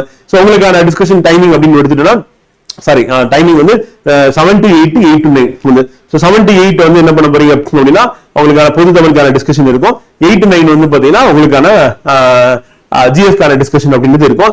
உங்களுக்கு அந்த ஆப்லயே வந்து பாத்தீங்கன்னா நீங்க ஆன்லைன் டெஸ்ட் பேட்ச் இல்லைன்னா போஸ்டல் டெஸ்ட் பேட்ச் ஜாயின் பண்ணிருந்தா அதுவே லிங்க் கொடுத்துருவாங்க. அதை கிளிக் பண்ணி நீங்க அந்த குரூப் டிஸ்கஷன்ல பார்ட்டிசிபேட் பண்ணுங்க. ஒன்லி சீரியஸ் ஆஸ்பெக்ட் மட்டும் தான் அதுல பார்ட்டிசிபேட் பண்ண முடியும். சோ வகுப்பு எல்லாமே நம்ம எங்க எடுக்க போறோம் அப்படின்னா யூடியூப்ல தான் எடுக்க போறோம். அதுக்கான மெட்டீரியல் அப்படின்றது நம்ம ஆப்ல வந்து இருக்க போகுது, அகாடமி ஆப்ல இருக்கும். நீங்க டெஸ்ட் பிராக்டிஸ் பண்ண போற அந்த பிடிஎஃப் டவுன்லோட் பண்றதா இருக்கட்டும், ஃப்ரீ டெஸ்டா இருக்கட்டும், ஆர் நீங்க ஆன்லைன் டெஸ்ட் பேட்ச் ஜாயின் பண்றீங்க, போஸ்டல் டெஸ்ட் பேட்ச் ஜாயின் பண்ணா அது எங்க இருக்கும் அப்படின்னு வந்து பாத்தீங்கன்னா உங்களுக்கு நம்ம அகாடமியோட ஆப்ல தான் வந்து இருக்கும் அறிமுகம். சோ நம்ம இன்றைய வகுப்பு வந்து பாத்தீங்கன்னா இது நிறைவு செய்யறோம்.